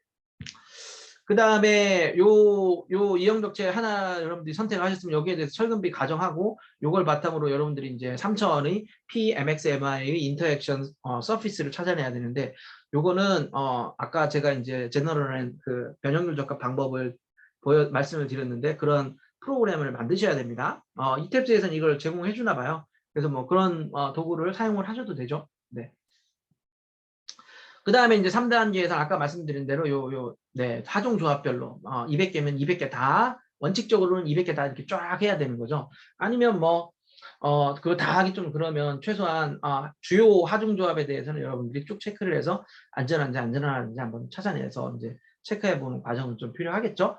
그래서 요런 리포트 그런 과정이 되고 저렇게 이제 일반적으로 쭉 하려면 어쨌든 만약에 제가 좀 전에 말씀드린 3차원의 P, MX, MI의 인터랙션 서피스를 찾아줄 수 있는 단면에서 프로그램이 구비가 돼 있고 그 다음에 100개면 100개, 200개면 200개 하중조합에 대해서 자동으로 안전하지 않냐를 체크해 줄 수 있는 소프트웨어가 구비되어 있다면 여러분들이 하실 수 있죠. 예를 한번 들어보겠습니다. 요게 이제 코어에 쓰인 요 빨간색하고 파란색이 이제 다 벽체가 연결돼 있었던 거예요, 일체로. 그래서 얘네들을 따로따로 일자형 벽체 설계하지 말고 이형 벽체로 설계해보자. 이렇게 해서 이제 한 거고, 실제 이제 백은 리스트를 보면 다 따로따로 해서 나오죠. 그리고 백은 리스트별로 이렇게 쭉 보면은 각 벽체마다 백은되어 있는 철근 양이 다 달라요.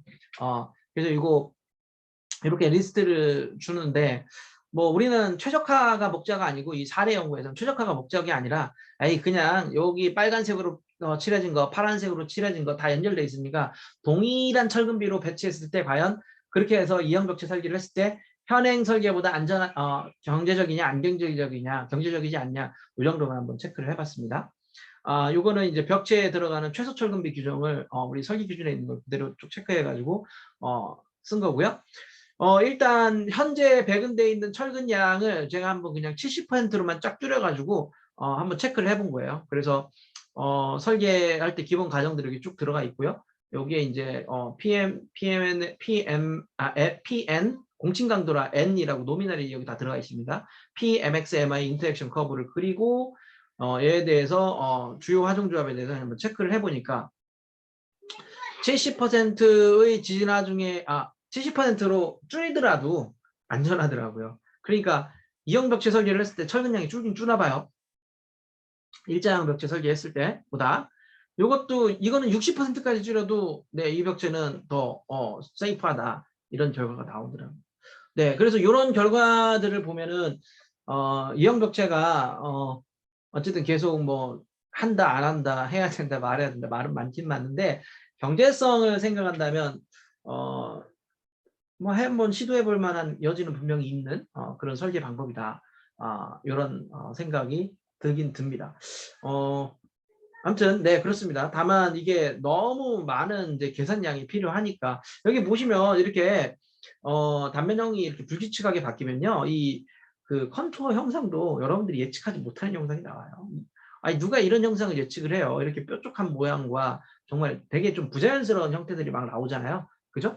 네. 그래서 이게 뭐 맞는지, 맞겠죠. 계산이니까. 계산이 틀릴 일은 없습니다. 단면에서는.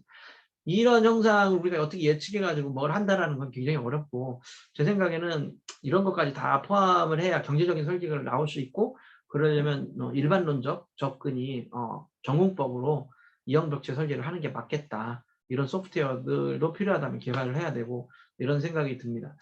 요거 이제 마지막 슬라이드입니다.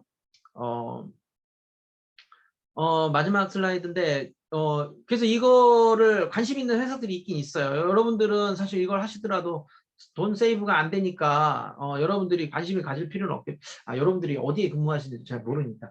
구조 설계사에서 근무하시면 여기에 대해서 추가적인 어떤 비용이 이득이 있으시다면 하겠지만, 그렇지 않다면 뭐, 저 입장에서도 제가 이렇게 애를 쓰면서 할 필요가 없겠죠.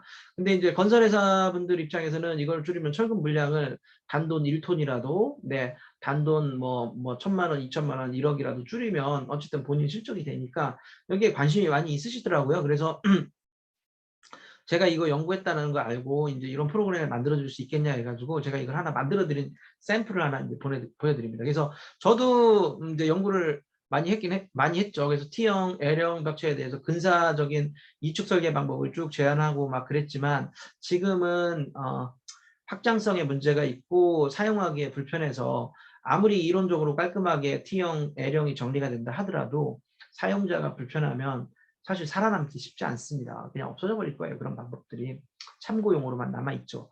그 저널에. 그래서 그러면 안 되겠다 해서 저도 이제 일반론적인 방법으로 이렇게 쭉 접근을 하고요. 보시면 이런 프로그램들도 보면 아마 이탭스도 비슷한 기능이 있을 것 같아요.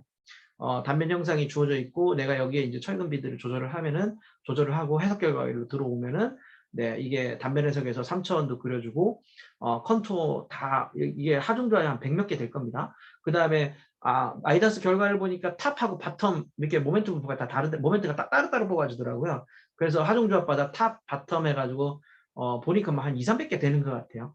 그거를 이렇게 쭉 체크를 해가지고 이게 이제 여기 안에 들어오냐 안 들어오냐를 이렇게 이제 그래프로 그다음에 이 건설사분들은 깊이 생각하는 거 싫어하시더라고요. 오케이야, NG야 이것만 자꾸 물어보셔가지고 오케이입니다, NG입니다 이렇게 딱 찍어주는. 네, 그다음에 이제 뒤에 가면은 이게 결국은 기술적인 백그라운드가 있어야 되잖아요. 그러니까 근거가 있어야 되잖아요. 그래서 이제 그 근거 자료들을 리포팅해 주시는 것까지 해서 요렇게 이제 만들어서 이제 드렸는데 요런 어떤 프로그램들을 활용하시면 뭐 잘 하실 수 있지 않을까. 네, 다행히 이제 이거는 뭐 이게 커스터마이즈된 일종의 커스터마이즈된 프로그램이고 인하우스 프로그램 비슷한 거고 이탭스 뭐 넥스 기술에서 제 경쟁자인데요, 보니까. 네. 넥스 기술에서 아무튼 범용으로 쓸 수 있다는 걸 아니 근데 뭐 제가 이거 팔아먹으려고 그런 건 아니니까. 네, 넥스 기술에서 어쨌든 범용으로 쓰실 수 있는 어떤 좋은 소프트웨어를 개발하셨다면, 그래서 여러분들이 쉽게 접근하실 수 있다면 이런 것들을 사용하시는 게 우리한테 이득이 많이 될 것 같다. 일단 경제적으로 굉장히 이득이 될 것 같고, 그 다음에 이제 내진 성능 측면에서도 이런 설계를 하는 게 기본적으로 철근의 과설계를 방지하기 때문에 내진 성능 측면에서 나쁠 이유가 하나도 없습니다. 그 다음에 이 소프트웨어의 장점이 조금만 바꿔주면 우리가 중립축의 깊이라든지 뭐 이런 거 C값, 그래서 이게 결과적으로 본다면 조금 변형을 해주면 이 이형벽체는 형태적으로 취성 파기에 취약하다, 안 그렇다, 이런 것들도 판단이 돼요. 그러면 전체적으로 이런 설계 기술을 쓴다면 이게 우리가 너무 경제적인 접근만이 되는 게 아니고 이것만 따라가는 게 아니고 전체적으로 이 건물을 사용하는 사람 입장에서 본다면 안전성을 높이는 데도 기여를 할 수 있는 설계 방법이라고 생각이 됩니다. 그래서 제가 오늘 이제 발표를 저한테 이제 요청을 했을 때 사실은 처음에는 경제적인 측면에서만 제가 이제 쭉 저도 처음에는 경제적인 측면에서만 접근을 했어요. 근데 이제 최근에 어떤 자료를 자꾸 리뷰를 해보면서 이게 이형벽체가 경제적으로 아주 핫한 주제일 수가 있는 건 맞죠. 이 V 아이템으로. 근데 너무 그쪽만 하는 거는 그렇게 좋은 것 같지는 않다. 이렇게 지금 판단이 돼서 제가 이렇게 자료를 만들게 됐습니다. 네, 좀 길었는데, 네, 아무튼 1.5배속으로 돌려보시면 됩니다. 네, 아무튼 감사합니다. 네.